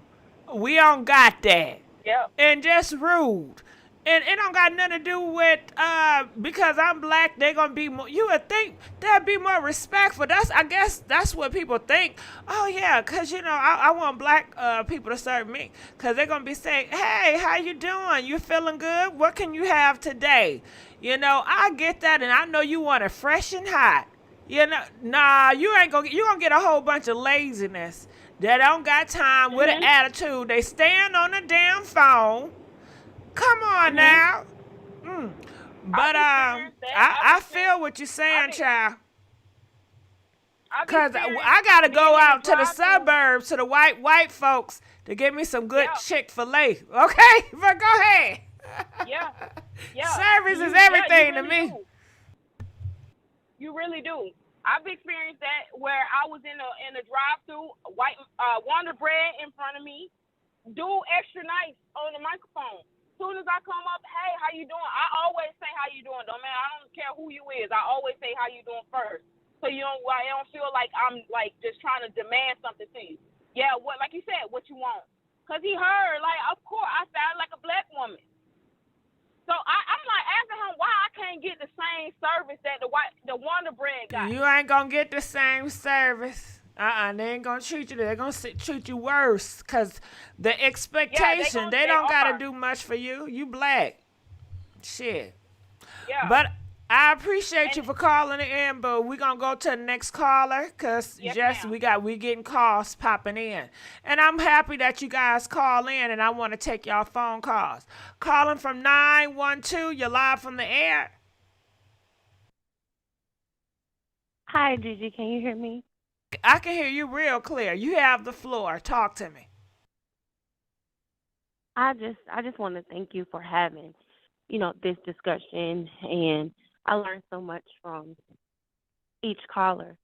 But this is such an emotional topic, especially for myself, and being raised by a single mom, and my mom and my father being married, and my dad, he was addicted to drugs and alcohol, and my mom worked 2 and 3 jobs, and then she got with another black man, and he abused her. He was a police officer, and I had to witness my mom, me and my siblings, get abused for more than 20 years because she had 5 children and she was a single mother.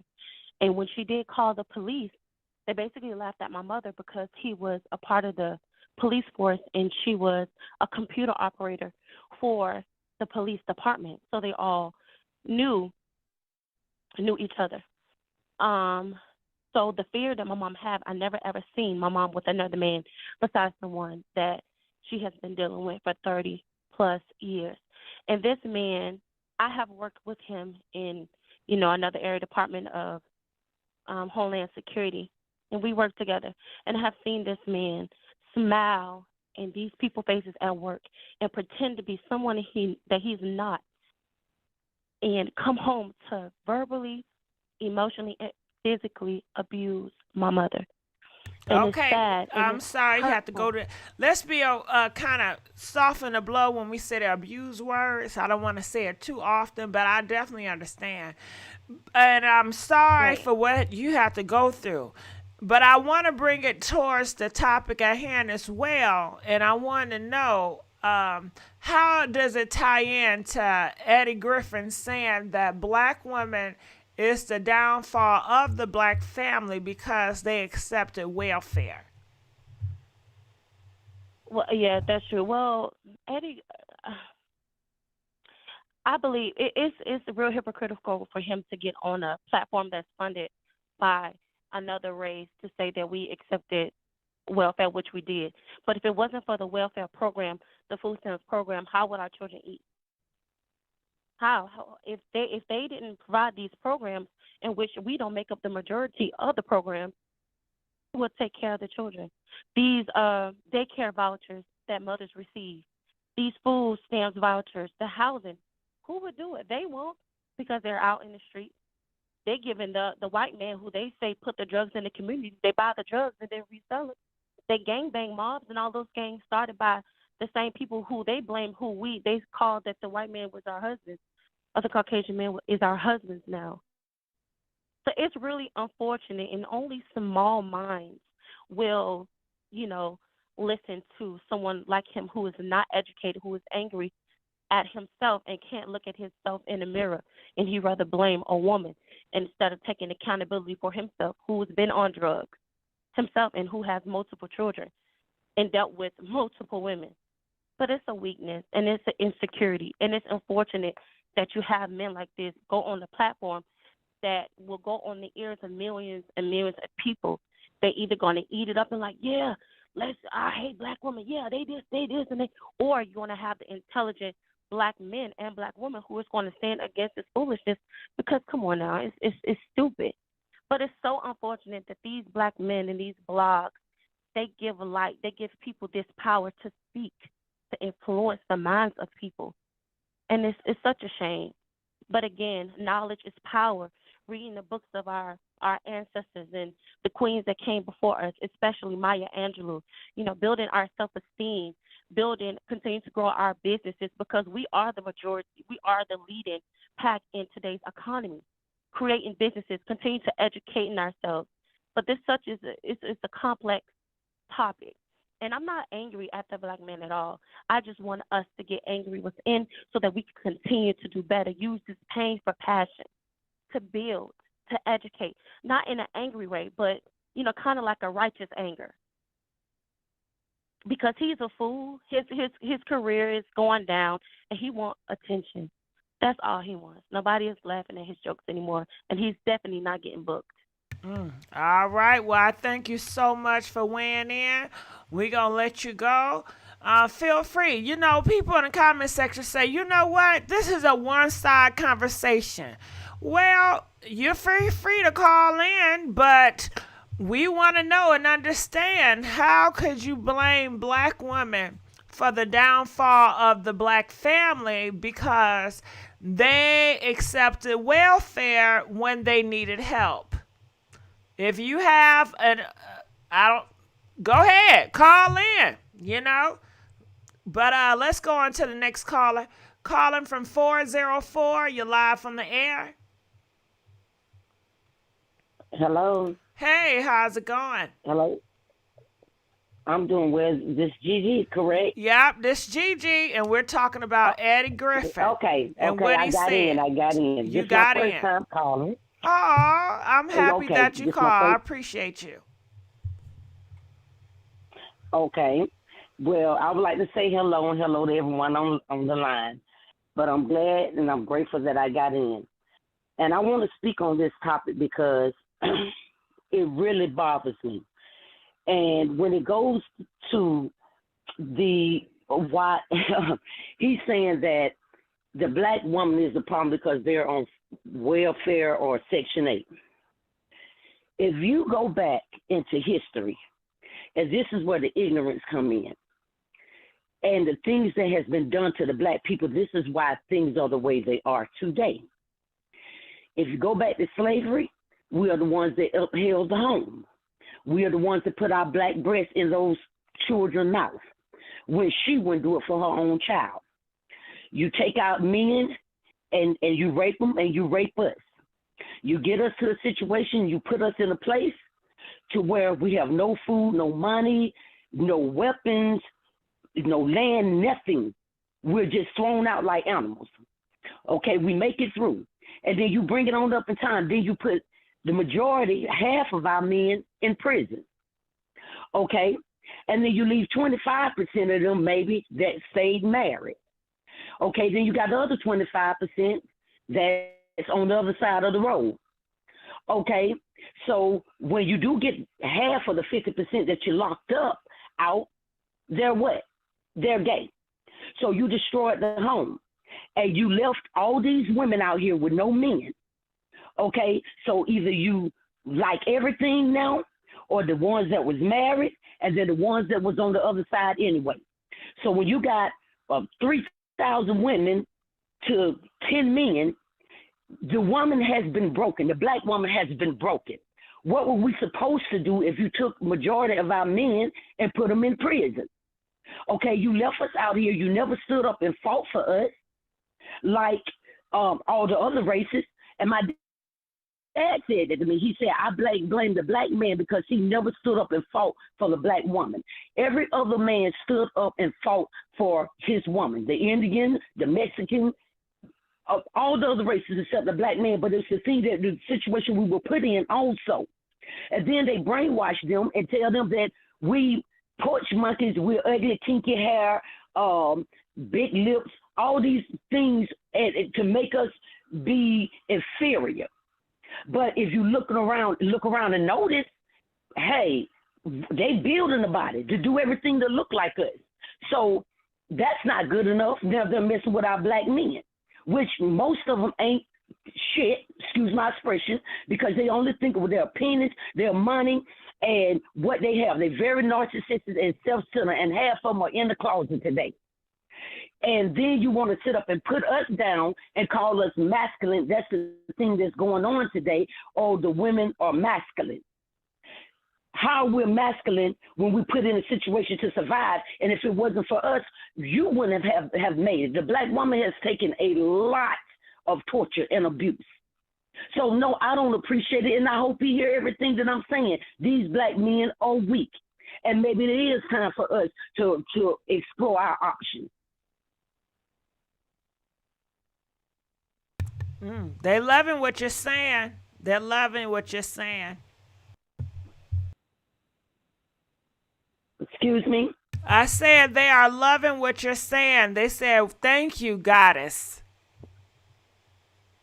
Yes, so you can't blame us and put us down when we was put in a situation we didn't even ask for. The whole black race that's in America right now, we are the lost tribe.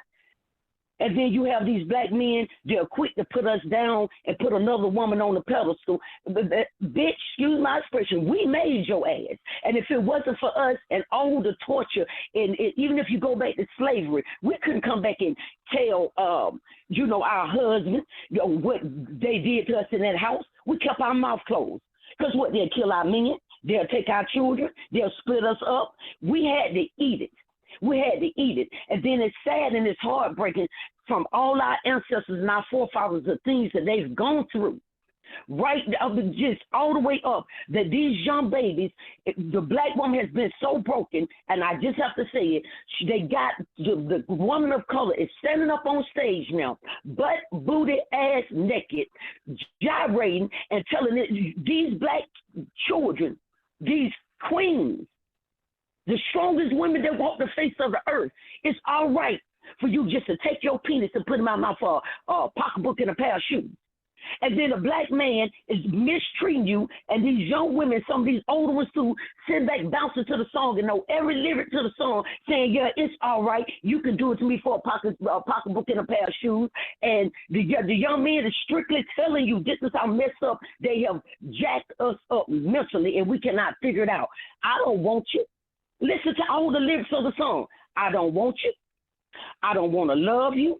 I don't want to hold your hand. And bitch, don't talk to me. All I want you to do is take your penis and put it down in your throat. You want a pocketbook, pair of shoes? I'll throw it to you. And I'll give you a pair of shoes and some little money. But I don't want to love you. So they have broken us tremendously. We as a people need to come back together. He's a sold out nigger. And the rest of them, they're weak. And I want them to hear it. My name, Kimberly Shaw. Look me up, because I tell you, you're weak. And the black women need to stay strong. And I'm like the other lady, let's do a million-man march for them. Because the black sisters are the ones that's holding it down. The women are the ones that's strong. The women now are the ones that's successful. And it goes back even to me. I used to be on Section 8, but that's what I worked myself up out of it. And I need it because guess what? That's just what the circumstances were. But now I make damn near $200,000 a year, and I'm a single woman. So it can be done because I fought through and I held on to God. Because these weak men out here, guess what? Only thing they want to do is especially our black men. I hate to say it, I love our men. But how you going to sit down and degrade us when your mama black?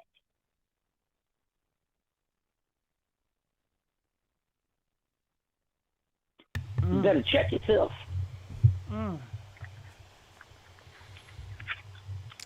You be spitting in your mama face. That's what you're telling me. Anything connected to you ain't no white up in there, brother. You got kinky hair. Dog chocolate. It's like you taking it, spitting in your mama's face. You're ashamed of your own mama or your grandmama to sit down and kick the black women down like that. We're the ones that held everything down. And you still can't get it together. So let them go on. I don't want them either. I'm just like the other women. Take your weak ass on. And that's all I have to say, Miss Gigi. And I appreciate you calling. When I tell you, you have the chat room on fire, they loving you, Cam. Well, thank you. Well, That's been on my heart for a long time. I don't like it. All right. Well, you feel free to call back anytime. All right. We're going to let you go. Calling from 313. You're live on the air. 313. Can you hear me? Yep, I can hear you. I can hear you good. Talk to me. You have the floor. What are your thoughts about what Eddie Griffin said? Gigi, it is a mush mouthery for me. I swear. He's talking about some welfare took, what do you say, welfare took them out the home. How you gonna let welfare take you out your own house? Make that make sense. He said that black women accepting welfare and being on Section 8 destroyed the black family. What was they supposed to do? If he wasn't stepping up, what was they supposed to do? So if the father left and then the mother leave, where is that going to leave the kids? It makes no sense. I'm so sick of this. Do you think he just upset that helped black women and gave them some help? And do you think maybe they feel like, well, that gave them a jump start push and that's why they're ahead of them now? I don't know what happened to the caller, but my 313 caller then fell off. 313, if you're still there, call back. My 313 call off. Calling from 862. You're live on the air. 862. Hi, hello. Hey, how's it going? Hello? Yeah, you on? I'm fine. Oh my God, it's just sad. It's really sad. I can't believe you actually said that, but I think there is no consequences. There's no consequences when celebrities say these things, and how come we don't hear other celebrity men like Denzel Washington, Will Smith, Jay-Z, and those people speaking out for us? Like, how come we don't hear them telling black men, like, oh, don't talk down your race, don't talk all these stereotypes, put black women at the 50 Cent and all those people. How come we don't hear those people that's in the industry, in Hollywood, that black men look up to? How come they not being an example and speaking of that, saying this is not right? We shouldn't be putting down our race. I mean, African American women, you guys here in America, oh my God, I feel so bad for y'all. I've lived in this country a decade, and oh my God, this is what y'all been, it's just worse now even with social media. But these rhetoric started around 2011, 10, 11, right? With the Tommy Sotomayor, those videos, remember? All those videos all start putting on black women, or they're masculine, they're aggressive, they're ugly, the wigs, the hair hat. Remember, he used to put out those videos. His videos them are not removed from YouTube, but it took them well over a decade to remove these videos when the damage is already done. Then we had other red pill dudes, and then we had the Kevin Samuels. And thank God I stopped watching Kevin Samuels, because that wasn't good for my energy. But it's just really sad. My heart goes out to African American women, because I'm here and I see what black women go through, and I'm a black woman myself too.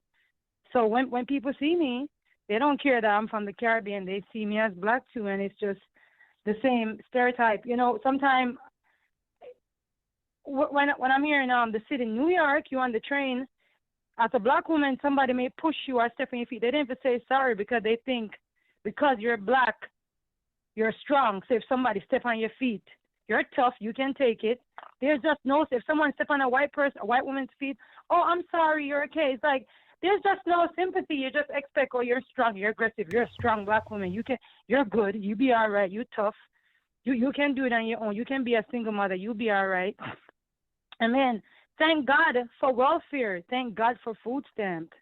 Because without welfare and food stamp, a lot of these kids would be hungry. A lot of these young teenage kids would be out here stealing, maybe doing some illegal stuff.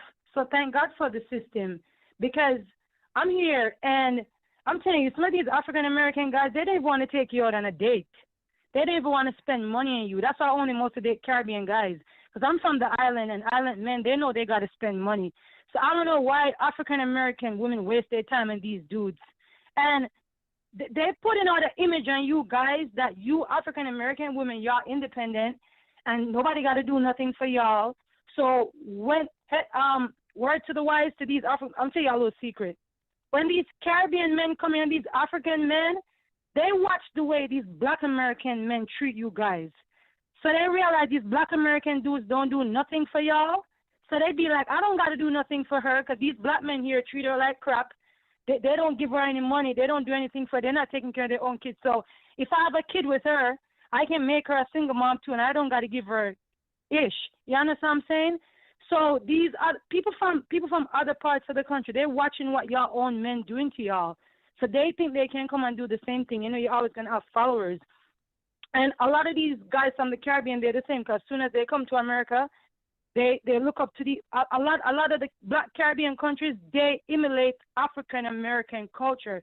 They want to be African-American. They love the culture. They copy the fashion, the 90 seconds. The accent, the slang, whatever, and all those type of things.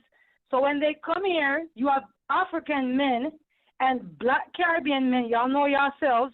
Y'all start repeating these racist rhetoric about black women too, and talking about that's why y'all don't date black women. It's disgusting because y'all know better, and y'all know if y'all was back in the Caribbean country, Africa, y'all could never be talking like this about black women in Africa, the Caribbean. But because you see there's a platform in America 60 where seconds. black men can get away talking like this and bringing on black women, y'all come here, adopt the same type of behavior. Y'all have kids here, and y'all kids adopt the same way of life, and it's disgusting. But I'm glad you guys speaking out because somebody speak out. This is disgusting, and people watching all over the world. You know, I want to say black American men, nobody respect y'all. Nobody in the Caribbean and Africa will ever respect y'all if y'all putting down your own race.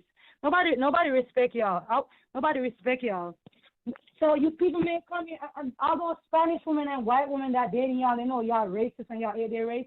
They're just as racist as y'all sleeping with y'all, having kids with y'all.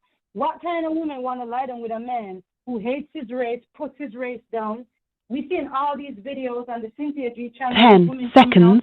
Saying they're tired of dating black men. Every time they date these black men talking down on black women. What does that have to do with me? You want to sleep with me because I'm white, but why you have to be putting on your own race? It's just disgusting and disturbing. Something is wrong with these dudes. They have a problem and they hate themselves. So black African American, I feel so bad for y'all. I sympathize with y'all.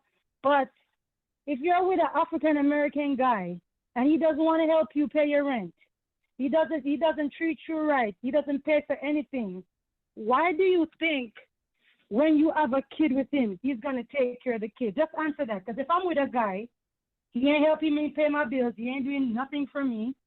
If I'm a single mother, but he don't contribute nowhere to my life, why would I want to have a kid with that guy? When I have a kid with him, he's gonna do the same thing, right? You're gonna be, I don't need to do nothing for you. I wasn't doing nothing for you before. And that is what's going on. We're procreating with people that's not responsible, that do not like us, think that if we have a kid with them, we can always go to the government and get some free welfare or food stamp. So I'm here and I hear they say these things. Why do I need to help her? Why do I need to do this? The government will help you. And it's disgusting. You're supposed to take care of your child. You and that woman create a human being. So you're supposed to take care of that child. But these guys, man, they're disgusting. It breaks my heart. sometimes I get emotional, I cry because I live here and I'm a black woman too. So I'm going through the same stereotype. Once they see you black, they never know where I'm from, but I'm black just like African American was. I'm going through the same thing too. They think I'm the worst when I walk on the street. You get treated bad by everybody. And these black guys, they talk bad about you around, these white Spanish girls, these white girls, these Asian. Everywhere they go, they talk bad about their race. You see it on the mainstream media. So everybody thinks black women is the worst. It's just so strange.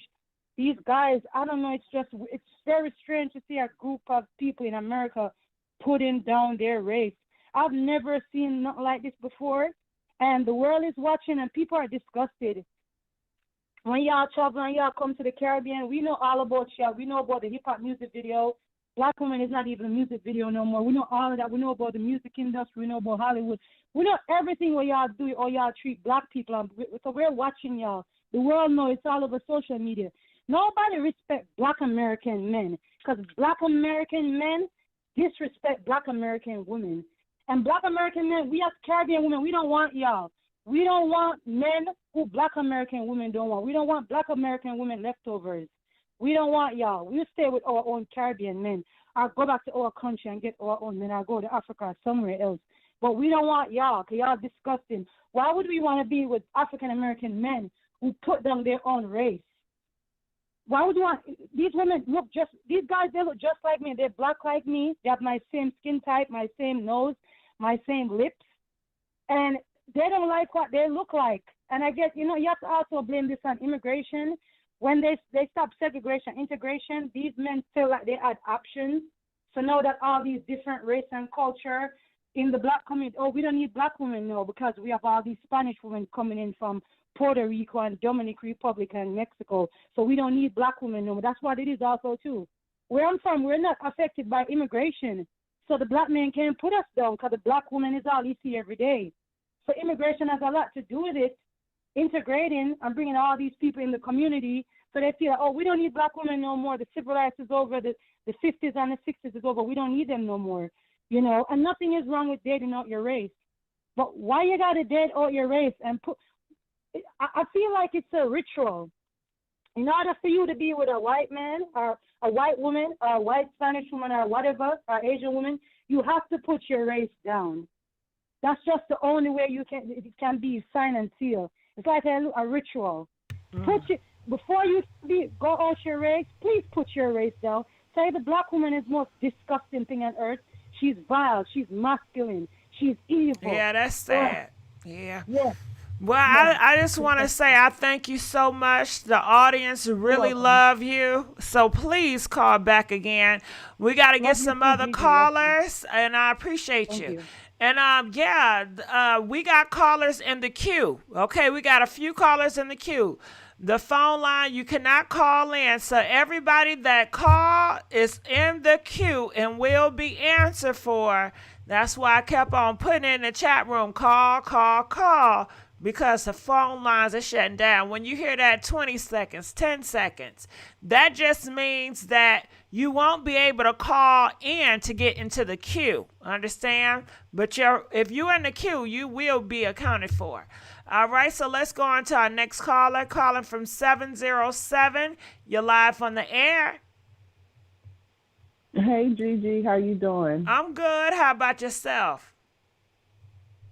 I'm doing good. Now, on Eddie, I see a pattern a lot with black men who date their preferences. They normally date these preferences when they're young and they have money.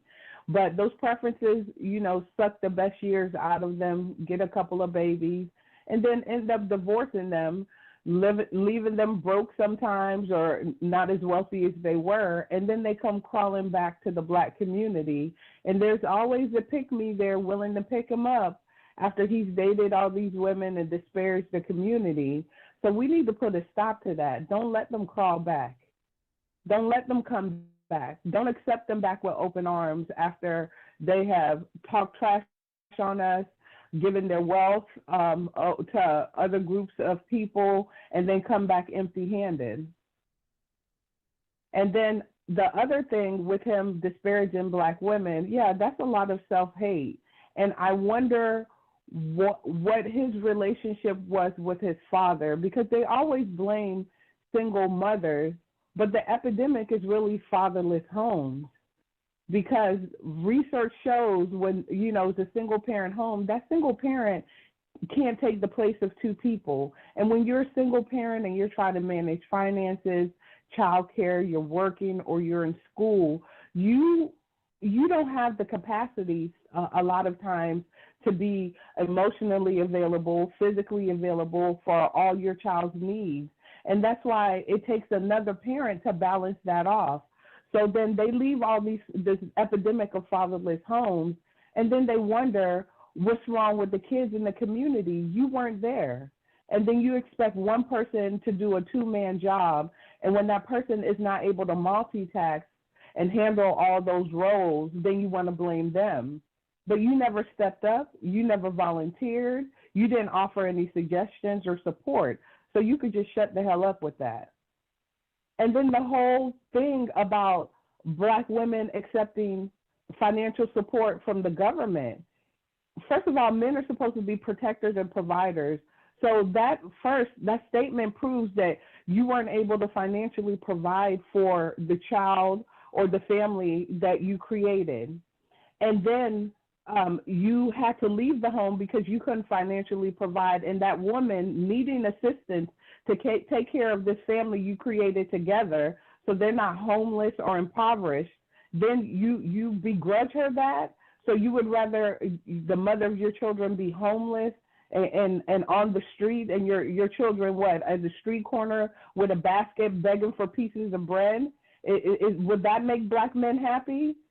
And then they assume that somehow Section 8 is in some Bel Air estate in the Hollywood Hills, or you're somewhere in Calabasas. When you get Section 8, it might make them happy that if you just begging on a street, because they say, well, if you're begging, then you look more feminine.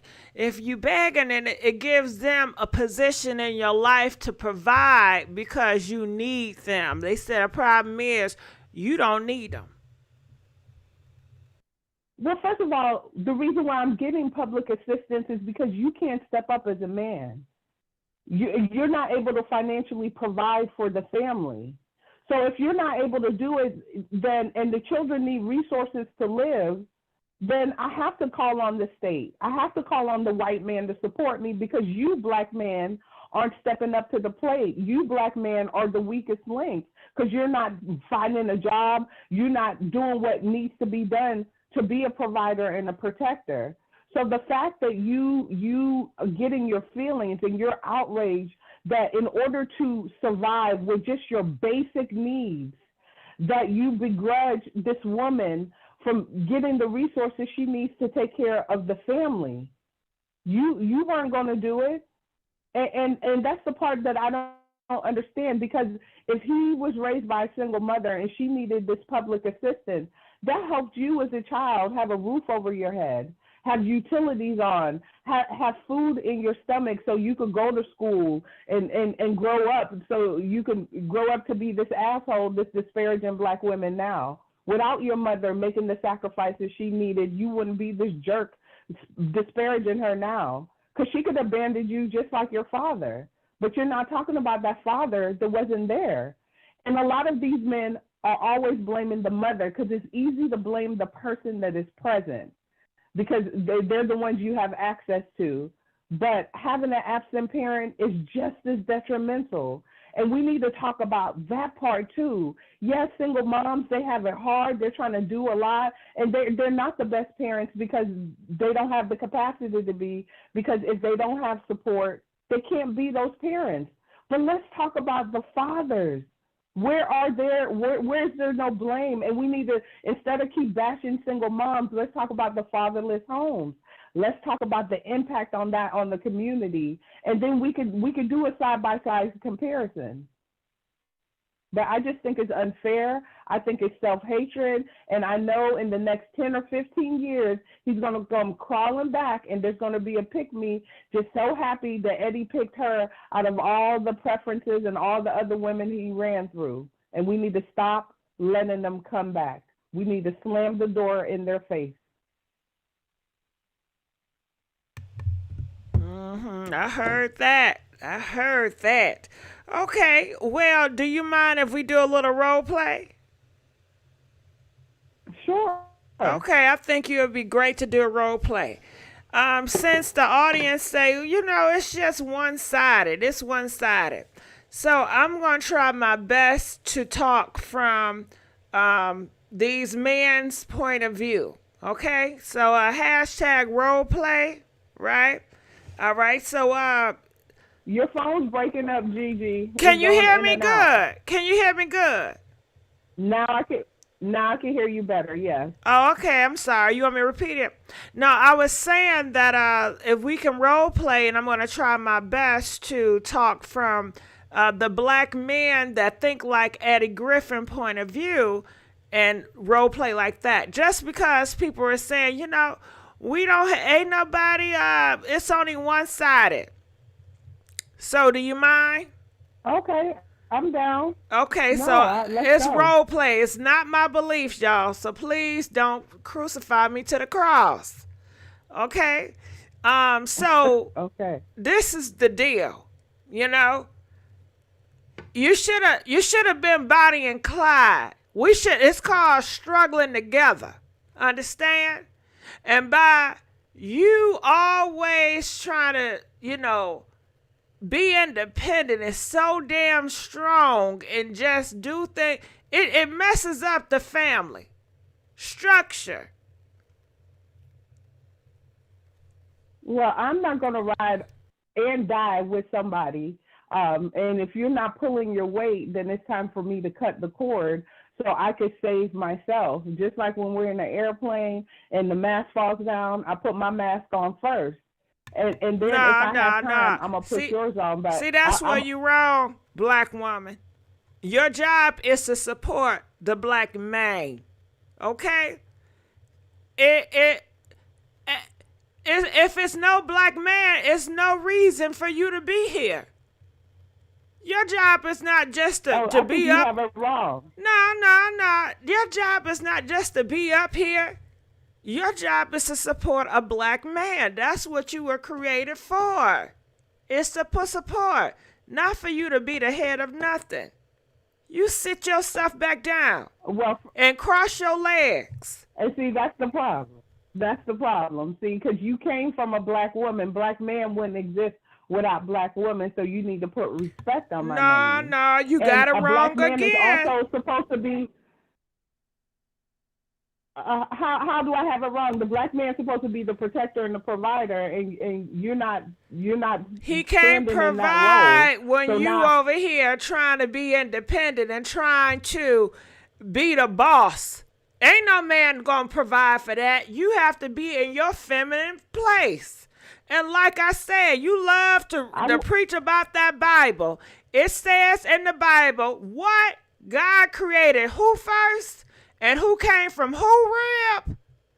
Hello. And who is there to support who? Man, so yeah, you can miss me with that Bible mess because men wrote the Bible and tried to write women out of the Bible and blame women for everything in the Bible. So we're not going to use the Bible. But also, isn't it tradition and customary for a man to? But who supports the churches? The black women. So how could you say that as a black woman when the reason why black churches still is in existence and power today because black women support and financially support the black church? Because we all know the black man left the black church a long time ago. Well, we know the black man only goes to the black church to prey on single women to take advantage of. So, because you're not able to provide and protect. And black women support the black church because that's where they find community, sisterhood, and friendship. So that's why black women pour into the black church because also the black church helps the disadvantaged in the community. See, black women are not only about helping ourselves, but helping the community. But we're tired of you black men. No. I think you got it wrong, sister. Black women go to church because it's their rightful place to get understanding of the Lord and the word. They don't go there to fellowship. They go there to get saved because he is coming back. And you must be obedient from that word. And that word, it never changes. And it's plain and clear. And it states that God created man and created woman from man's rib to support man. And that's all BS, like I said, because a white man wrote that book to use religion to try to control people. So, and I'm not a religious woman, so you can miss me with that, black man. All right. So what else you got for me? And black women wouldn't need to be so independent and masculine if black men weren't sitting in their feminine and divine energy, and they need to stop wanting to be bitches and step their pussy up and be men. No, the black men are not trying to be bitches. What are you trying to say with that? You don't see the black man is struggling and is broken heart. Yes, I'm role playing as the man, y'all. I'm role playing as the man. Okay? It's role play. This is not how I feel. But go ahead. See? And that's the thing. Why are you trying so hard to emasculate the black man? The black king? Why are you trying to tear the black man down? But like I said, that is not your role. Your role is to support the black man. That is your man, the black man. You support him. You black women have been him. Supporting and sacrificing for black men at what cost? Black men are killing black women every 6 hours. Black men aren't contributing to the community or society. So we're tired of sacrificing our time, our energy, our love, our time out now? I think you're going men. too far, and that's very hurting to everybody. To say you want to push the narrative, pushing this agenda. That's what the white folks want. A race war, a gender war, where you want to have to think that black men is the monsters and they're slicing, dicing everybody. And I want to ask the audience too. When the last time y'all been in a grocery store? Press 1 if you've been in a grocery store lately. Press 4 if you haven't been there. Now hold on, walk with me. Walk with me. Now, when you went to that grocery store, did you see black men in there? Yes, you did. Of course. Yes, you did. And guess what? You came out alive.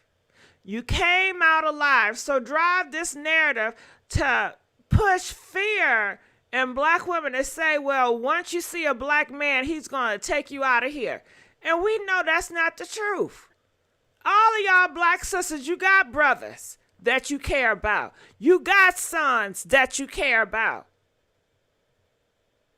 It's just further divide. That's true. And a lot of our black brothers and fathers and uncles have warned us about black men. That's why they teach young black girls to, safety precautions, to, look out for red flags with potential partners and things. Men have warned us about how depraved other men can be. That's why women, we're always walking with our keys in our hand, jumping in our cars, trying not to make eye contact, trying not to become prey to a predator, because we live amongst men. And you just said it right there, sister.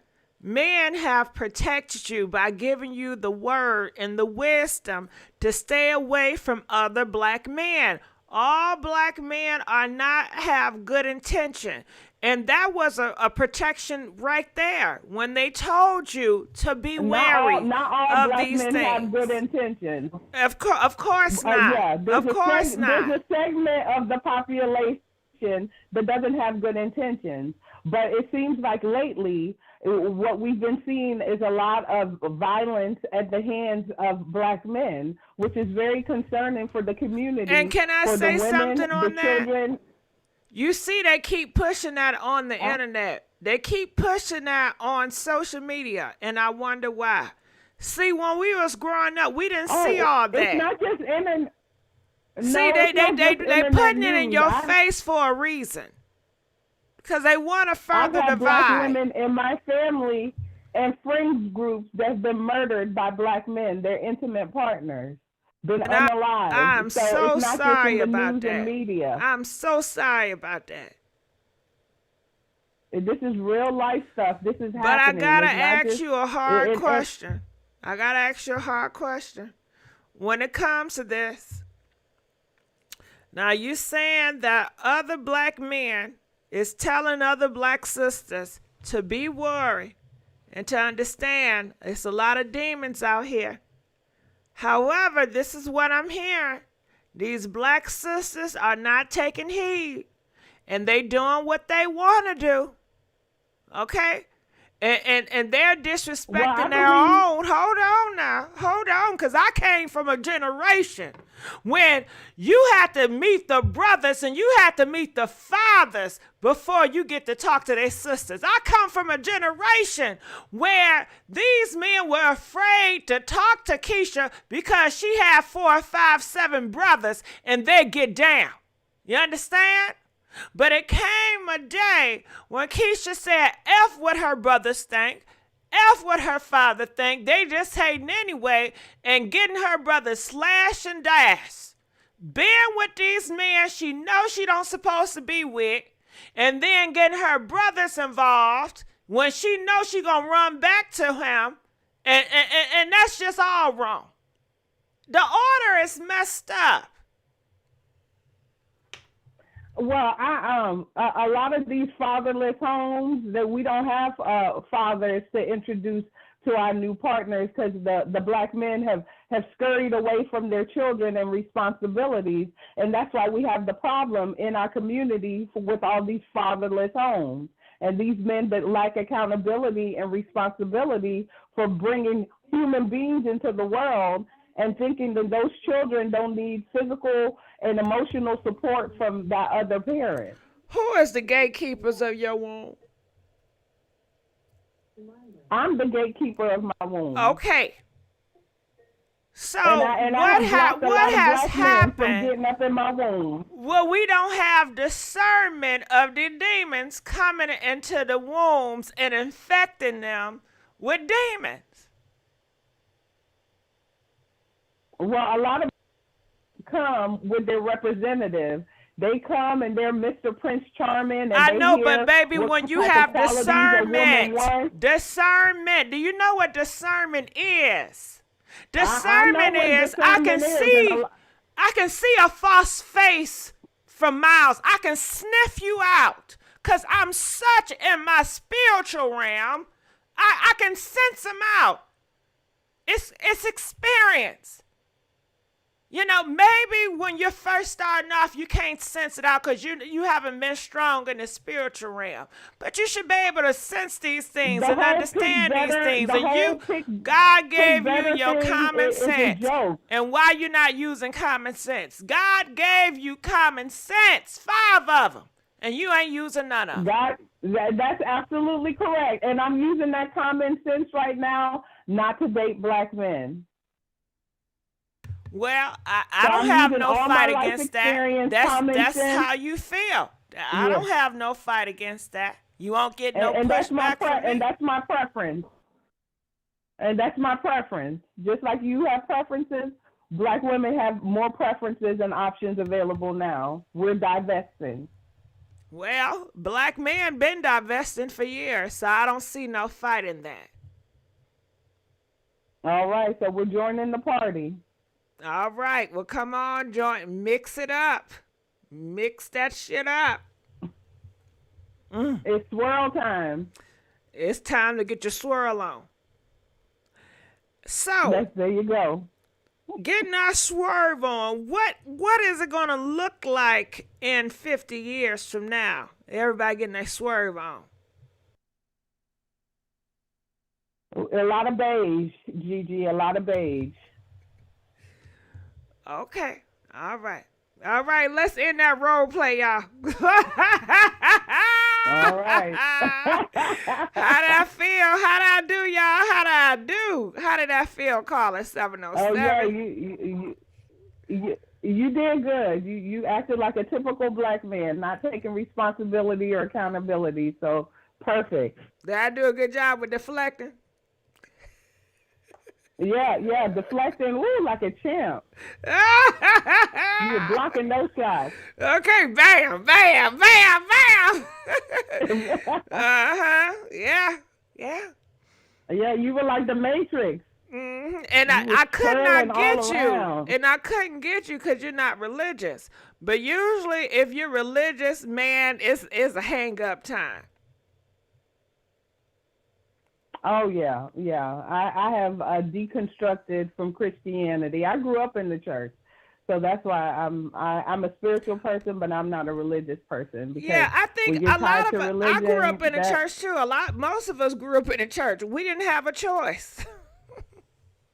Yeah, we were indoctrinated in there, and some of the worst BS I've seen in my life happened in the church because my family helped build our family church. So I was in the back house where all the trash happened. So churches they're businesses. That's all I'll say. Well, I appreciate you. I thank you for calling in, and I thank you for participating in the role play. You didn't have to, but you did. I appreciate that. All right, so not a problem. Have a good evening. You too. We're gonna let you go. So I would just have to role play if we don't hear no other sides. So let's continue on. Calling from 214. You're live on the air.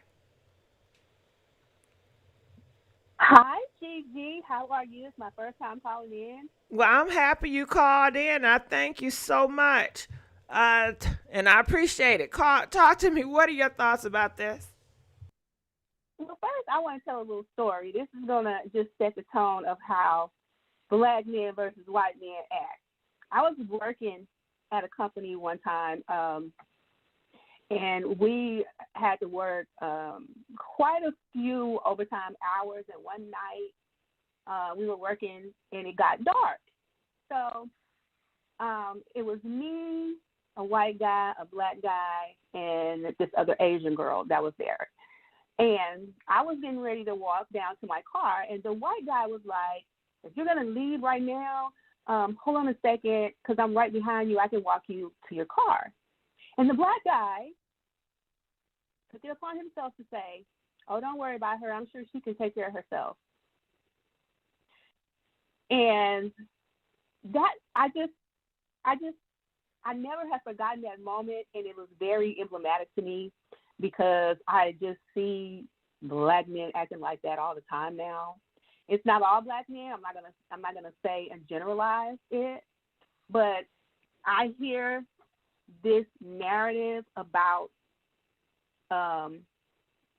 welfare and public assistance, and if we know the history of public assistance, it was all created for white people. What was his name? Franklin Delano Roosevelt. He instituted welfare for the poor white people in Appalachia. They were, Kentucky, West Virginia, Pennsylvania, all that. They were starving. They really were starving. So they put those assistance together for specifically white people. And then black people, it was opened up for black people. And black people became only a fraction of the people that were getting assistance. So when I hear this argument from black men, I ask them, well, why didn't it destroy the white family? You're saying that black men or that black women destroyed the black family by accepting welfare, but white women had to accept it too. And why wasn't their families destroyed? If you're going to say it happened to us for that reason, you have to examine why was the white community able to use welfare to come up, to improve themselves, to better themselves. There's a difference. The difference is white women had white men who wanted to go work. and wanted to support their families. And black men did not want to do that. Black men wanted to just roam around and do what they wanted to do. I don't know anyone, and I'm going to say this, I'm a Gen Xer. I was born in the late 70s. I don't know anybody, granddaddy, or anybody who has a granddaddy who did not have two families. Black men been leaving black women way, way, way longer than we got access to welfare. Black men were the first people to go to court to make interracial marriage legalized. They have been really abandoning black women since we've been here. And I feel like the collective of black people, but especially black men, have collective PTSD. Their mental illness is, I feel like, one of the worst problems in the black community. I don't feel that the majority of black men are very well socialized. And I feel like, you know, there's so much self-hatred within black men especially. Black men especially have so much self-hatred. And a lot of black women do too, because we are all taught, you know, we have been taught that we are less than, you know, by the treatment that we receive in this country. Yes, we try to, you know, take pride in being black and be proud of being black, but we're not treated like equal citizens. So we have this subconscious inferiority complex. So black men have been aiming high at white women for a long time, just to feel like they are just as much a man as other men.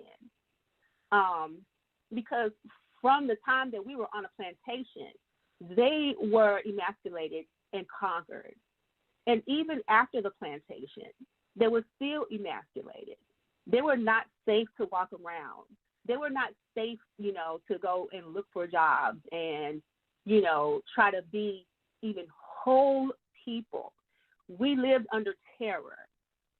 They were not able to be protectors. They didn't have it like that to be protectors. They've never been able to protect black women at any point in our history in this country, because, and I don't know, I don't know how it could be rectified, but black men, not all black men, but just a great majority of black men, I feel like, need to go into intensive therapy and really deal with the hatred that they have for themselves and for us. And it's so sad. It's so sad, but it's just a false narrative. And it's sad when I hear men say this: black women ruined the family, black women did this, and black women did that, because it's only projection. It's projection, because these black men know that their fathers weren't accountable, their grandfathers weren't accountable. Black men just have not been accountable. They have not. In the black community, they are coddled. You know, there's a saying that in the black community that we love our sons and raise our daughters, and that is the absolute truth. Absolute. Black men are just coddled and not held accountable in the community. So if they're not held accountable in the community, how are we supposed to expect them to go out in the world and hold themselves accountable? We can't. We can't expect them to do that.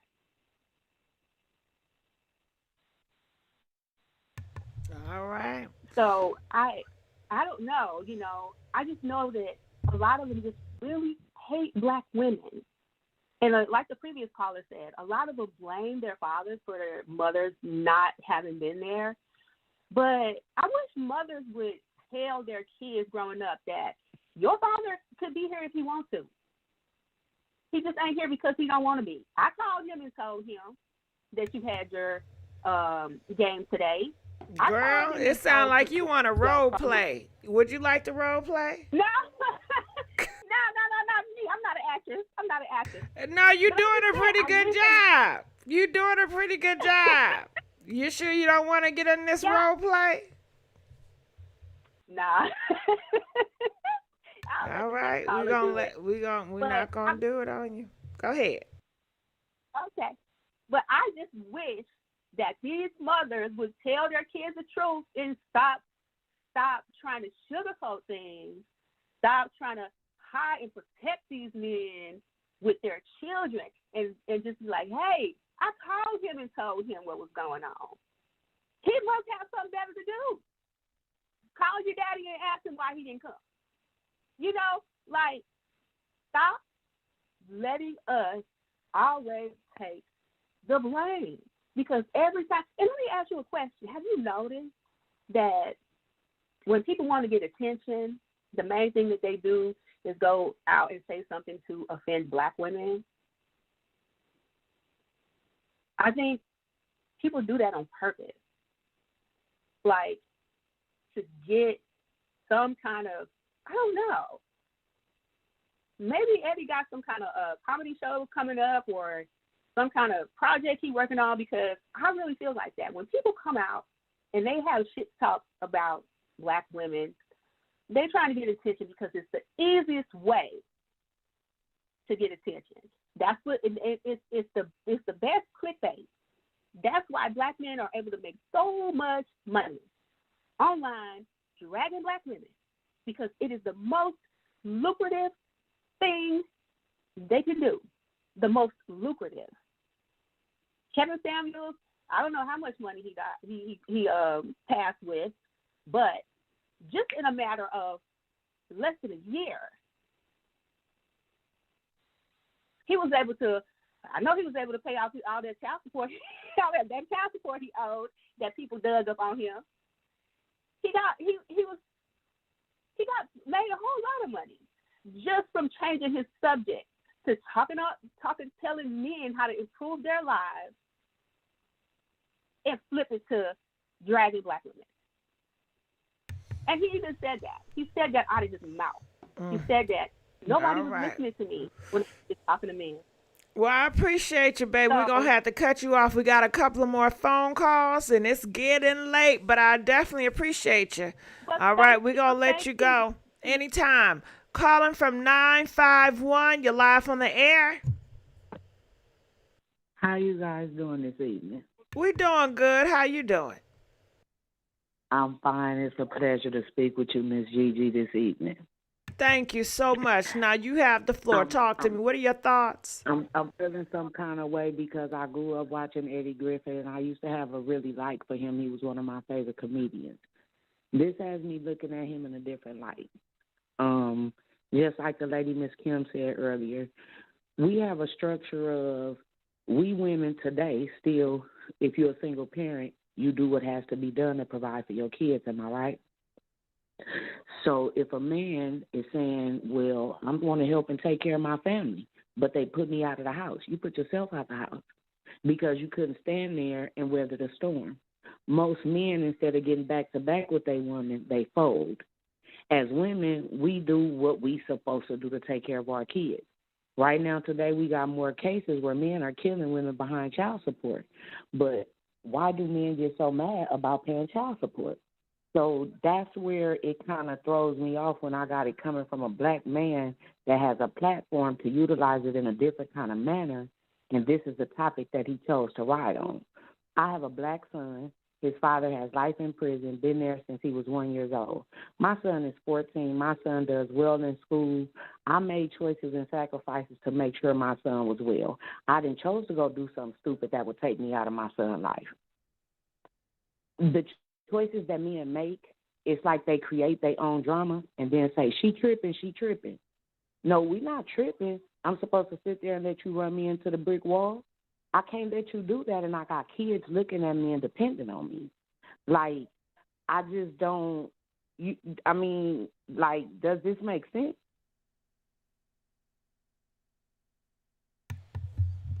I hear you. Hello?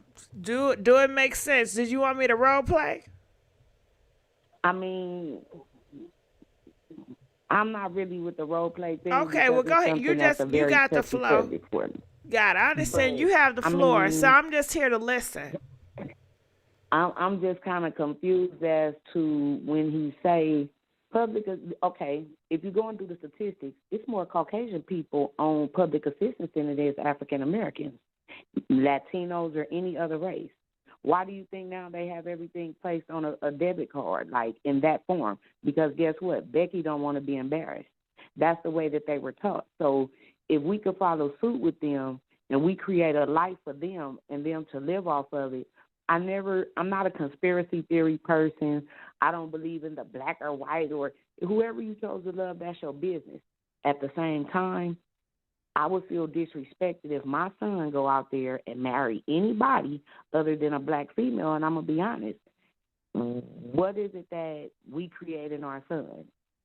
As women, we tell them, oh, don't cry because you're a boy. Don't wear this color because you're a boy. But then they grow up, and like the lady said, they go to prison. They be gay for the state, come home. You messing up women's lives. The highest African-American AIDS rate come from a man infecting them with it. Why? Because they live in a lie. So why are we always ridiculed? Like that lady said as well earlier, and she's older than me. I love my black men. I would never date out of my race. I got so much respect for the black man, but the black man is like, when you even try to love him through his bullshit. Excuse my French, but check this out, my niggas. If you got a problem with the women in your life, you take that up with them. Don't make the women that learn to love you suffer for the shit that women told you fuck your feelings to when you was a kid. So now we got people like Eddie Griffin. You're somebody. You saying that a woman, that's what tore up the black household. That's not what tore up the black household in the 80s when they dropped that dope off in everybody's life is when that tore up the black household. Our men, we are taught to be the warriors. In the game of chess, the queen protects her king. So, like, we're structured for that, but they're supposed to be the provider and the protector. They don't even uphold us. They leave us in positions to have to take care of our kids. My baby's supposed to go without something because this dude didn't want to do it. Like, nah, by any means, I got to get that. But I got to do whatever it takes as long as I'm not taking a penitentiary chance. But to Eddie Griffin, you really made me look at you in a different light, and my respect for you as a man, as a black man, as a comedian, as a celebrity, that shit bullshit, that's weak as fuck. And I hate to be disrespectful to a black man, but I would love to debate with you on this one, baby. Thank you for letting me speak my piece, Miss Gigi. Anytime, child, anytime. About it, but thank you, and I'm glad that I held on for a little while longer. I'm glad you did too, because the audience loved you. Thank you. You take care of yourself. You be blessed. I wish you many, many blessings. I've been listening to you for a long time. Please call back, because they definitely want to hear your voice. They said you are preaching, girl. They said yes, caller. They said not a problem. Mm-hmm. I love you all. Everybody be safe. Have a wonderful week and be blessed. Be blessed. All right. So let's go on to our last caller of the night. Calling from 815. You're live from the air. 815. Hey Gigi, how are you? Good. How you doing? I am doing great. This whole conversation, I think it's really sad that we have to have it. I want to start off by telling you a story. So I had a conversation with a black man yesterday, and this black man told me that he first said he was raised by a single mom. Now, he did mention that his mother was married to his father, but his father would often pick up and leave when felt need to. So he considered his mother a single mom. He told me how he has so much resentment for her. He's very upset, not because of the way she raised him, because that was my next question to him. How was your life growing up? He said that his life was fine, but he always had this resentment against his what he called a single black mother, because she was married to his father, that he he had resentment because she made bad choices in men, and then later on in life she married again and the marriage didn't work out. So he told me that he had no ill feelings at all towards his absentee father. Everything was basically against his mother. And I asked him, well, what is the reason that your mother you have resentment for her and not the dad? And he's like, well, she knew he wasn't worth anything. She knew he wasn't good. And she even admitted that she failed within her two relationships. And it's just unfair that I had to be in a household with a single mother because my dad wasn't shit. Okay, so you have resentment towards the one woman in your life that chose to stay and take on accountability for her two failed relationships. Admit to you that she failed in admit to you that she failed in two relationships, and continue to raise you and not walk away. And you have resentment for her and nothing for the father. What I took from that, and I hate to say this, it breaks my heart to say this. At this point, I'm 33 years old. I will not preach to any black woman. What I will preach to any black woman, there is absolutely no reason for you to be sleeping with a black man that you are not married to or who does not fit the category of being a provider or a protector. There is no reason you should be sleeping with them. At this point, we should not even be birthing them. There is no reason that we should be this disrespected for stepping up and doing what a man has refused to do for their child. If this is the case, the minute the daddy walks off, but I know this ain't going to happen because I know the heart of a black woman, but if this is the case, if a daddy is going to walk off, then a mother should just go on ahead at that point and abandon her black son too, because guess what? Regardless, you're receiving the resentment as well. It doesn't matter how good you did as a black parent. You're still, as a black mother, you're still being resented because of what the daddy didn't step up and do. And then you have these men, oh, well, these women are bitter. They don't want us to see our kids. The court system makes it so hard. Black men get tired of fighting.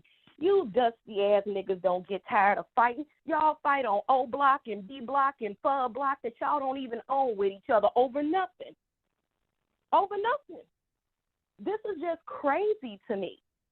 You fight for your kid. If a woman is bitter, if a woman is evil, you fight for your kid and you get custody of it, because you got to think to yourself, if she's doing all of that out of spite, she's raising your kid in an environment where it's potential abuse.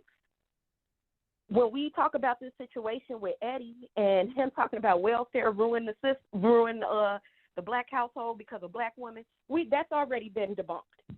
It's already been debunked that that's not true, because we know that I think it was only proven in 6 states for 4 years were the rules that a man could not live in a household with a woman who received welfare. And that man wasn't a husband or a father of the kids. That man was any man who was unrelated to the woman or the kids, meaning a live-in boyfriend, a brother, or something like that. It was never the husband couldn't be there. If the husband was just a broke ain't shit nigga that wasn't making no money, he could totally be there with the black woman and receive the money as well. So that whole lie's already been debunked. On top of that, what does welfare consist of today?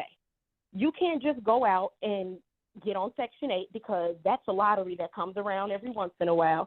And I've actually had black men sit up, oh, you know a lot about the welfare system. Well, I know a lot because I am a nurse case manager, and I often help my elderly patients on a fixed income see what they qualify for. So I know for a fact that Section 8 isn't just something you can sign up for when you become a single mother.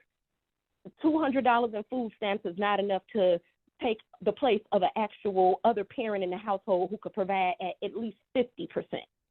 So what are you saying that welfare removed you? If welfare truly removed the black man from the home, that means he would have to be bringing home less than minimum wage. He would have to be not working at all for welfare to remove him, because welfare doesn't consist of anything today.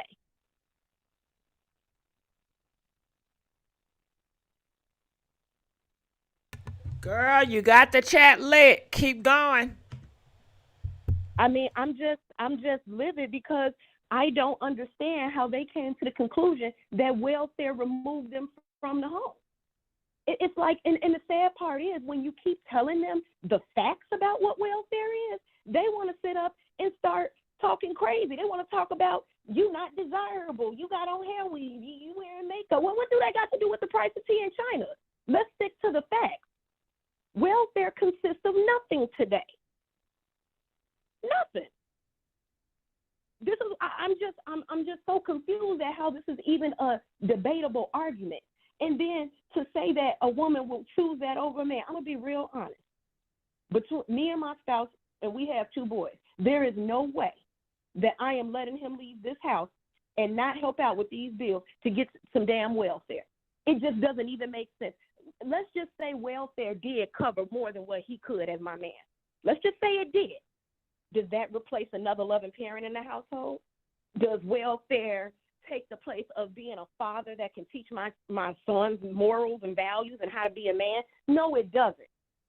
So what would be the purpose as a woman for removing the man from the household for these table scraps? It doesn't even make logic. What would be the purpose of a woman being bitter and keeping the child from their father?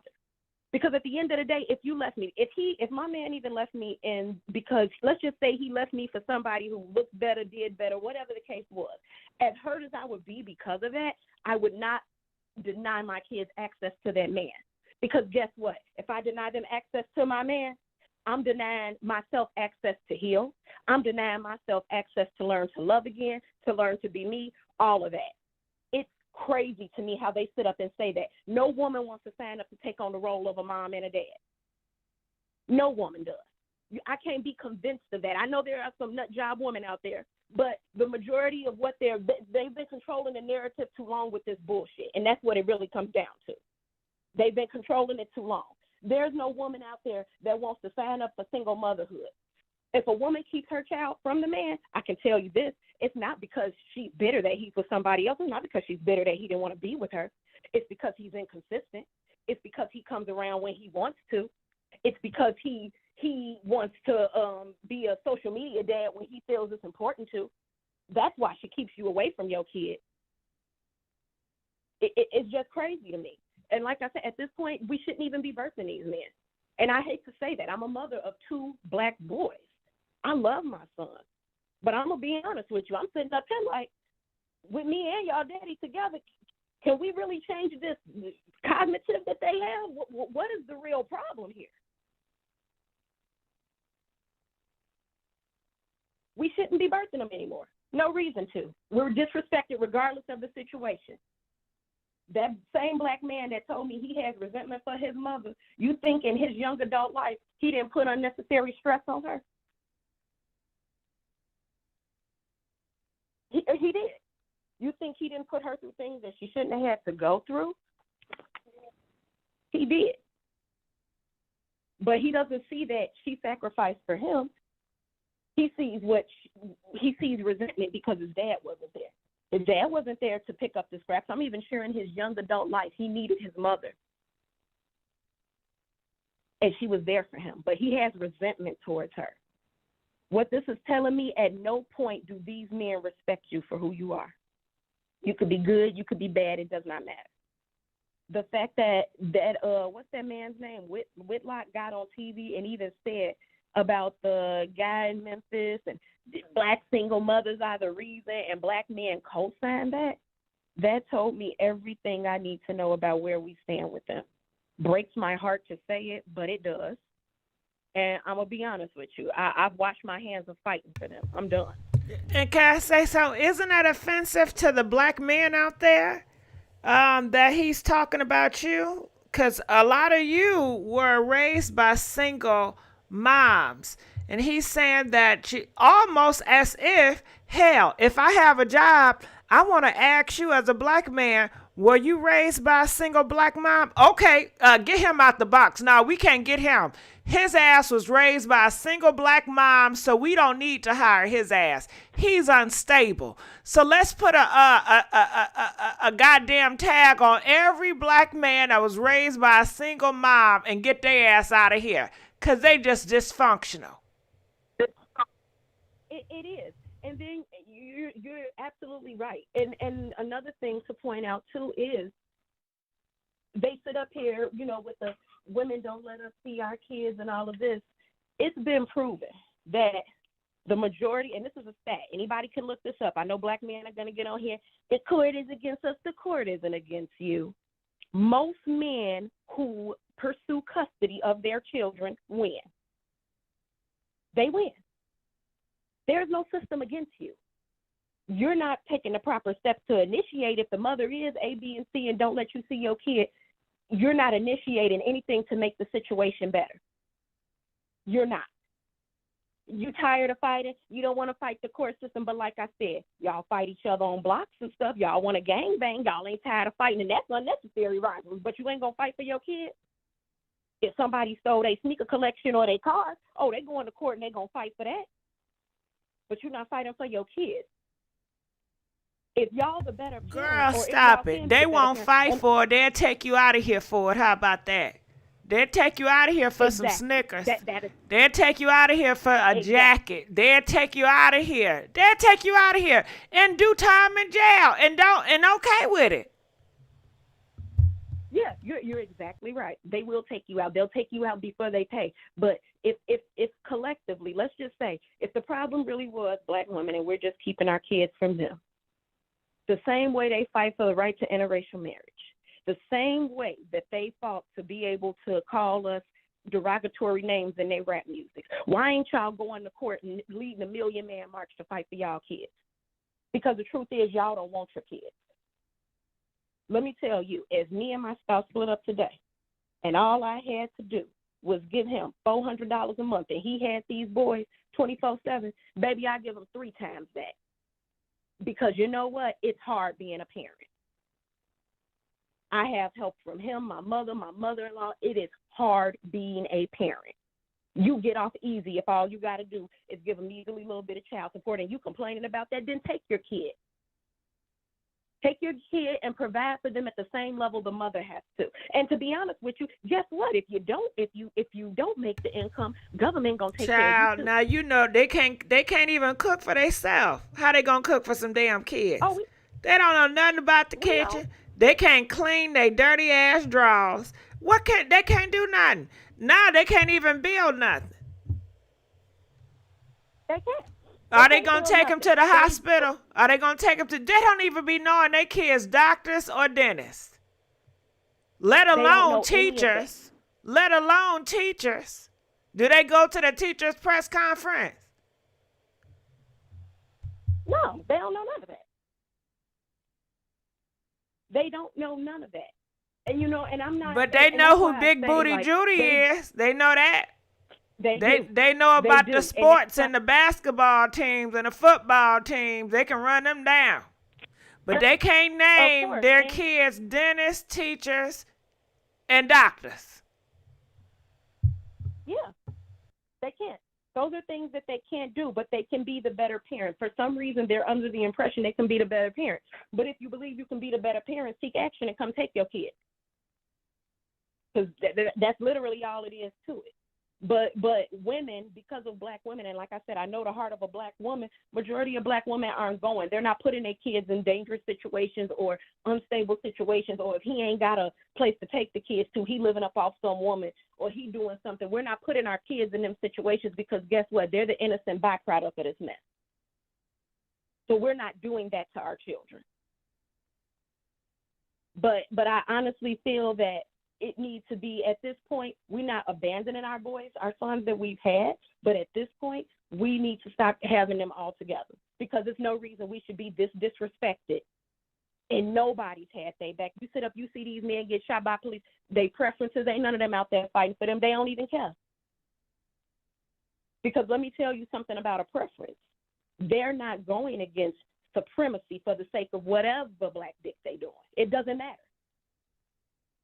They could have 25 kids by your ass. They're not going against supremacy for you. You don't matter more than supremacy does to them.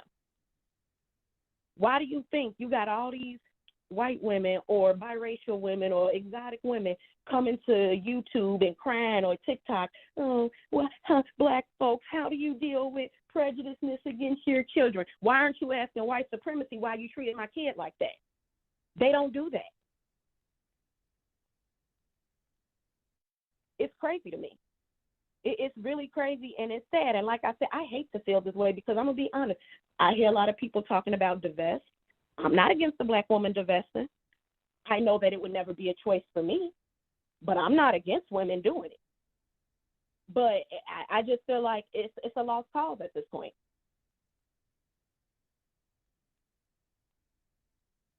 It's a lost cause. They wanted to tell us that we're going to die alone. We had Kevin Samuels, everybody, all these men trying to convince us that we're going to die alone. Being a nurse, I know for a fact, the majority of people I've ever seen die alone have been Black men on their deathbeds without their children present. If somebody did happen to be present, it was their mama or a sister or maybe even a neighbor who knew them from the block. Their own kids weren't bothered with them. They tell you, oh man, I didn't make good choices in life. And this is on their deathbed, because like I said, I've done so many different forms of nursing, hospice case management, doing that when they're on their deathbeds, they're telling you the mistakes they've made. And guess what? Nobody's there for them.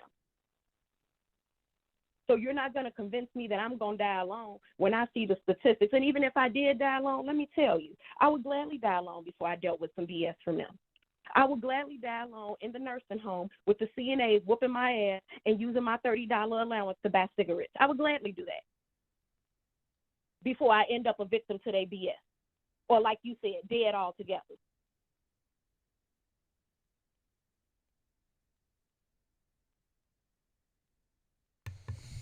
It's gonna be a sad day, when everybody gotta go up to the nursing home, because how they have customer, they already do people wrong at the nursing home now. And I know what you're saying is right, because I got people in my family, their kids don't talk to them. They don't. Do you know? Hold up, I got one girl. She won't even invite her daddy to her to get married. She said, "Oh, his ass not invite me. He not gonna walk me down the aisle." Then I got this one. He said his daddy is not invited to his graduation. He don't want his ass there. And they can't blame nobody but themselves. And these kids, they get older and they are wising up and making better choices. And they don't feel like, how they say, they got a simp for these daddies that have never been there. Yeah, they haven't. And then when they do come around, it's the same disrespect. With this Eddie, yeah, he has, his preference, wife or baby mama, whoever she is now. But trust me, when that all runs out, he'll be right back pandering to Black women. I've even witnessed it within my own family. I've seen some of my male cousins, they went that route. And one of them got left because his baby mama was a meth addict. And now you single-handedly raising your biracial child and you want to come back and pander to Black woman. I ain't got nothing for you. Go to her community and see what the hell you get. You're not getting anything. And to be honest, it's your karma, because you had a beautiful, your first mother of your children was Black, and she was a well-rounded girl, getting her shit together, taking care of your two kids, and you left her and you dogged her. So this is really just your karma. And like I told my family, stand down. This ain't our fight. He'll be all right. He a man, right? But that's all I got to say, Gigi. Well, girl, you sure said a mouthful. You got them all here chirping and talking now. Can't nobody come behind you because the phone line chat. So if you got some more to say, feel free to say it. Let have. They said you a real one. Thank you, Gigi, and I look forward to calling in for your next show. You have a good night. Please do. All right, good night. She said, get me off this phone. Okay, good night. All right, so how did you guys like the live? Comment, let us know. Press 5 if you like it, and please like this video. I'm begging y'all for likes. Okay, comment, let us know. Well, that's all we have for you guys tonight. Hopefully I can come to live coming soon. But I love y'all. Keep it real. Please like, share, and subscribe. And I will see y'all on another video. DJ, turn me up right now. DJ, give it to me. There we go. GIGI.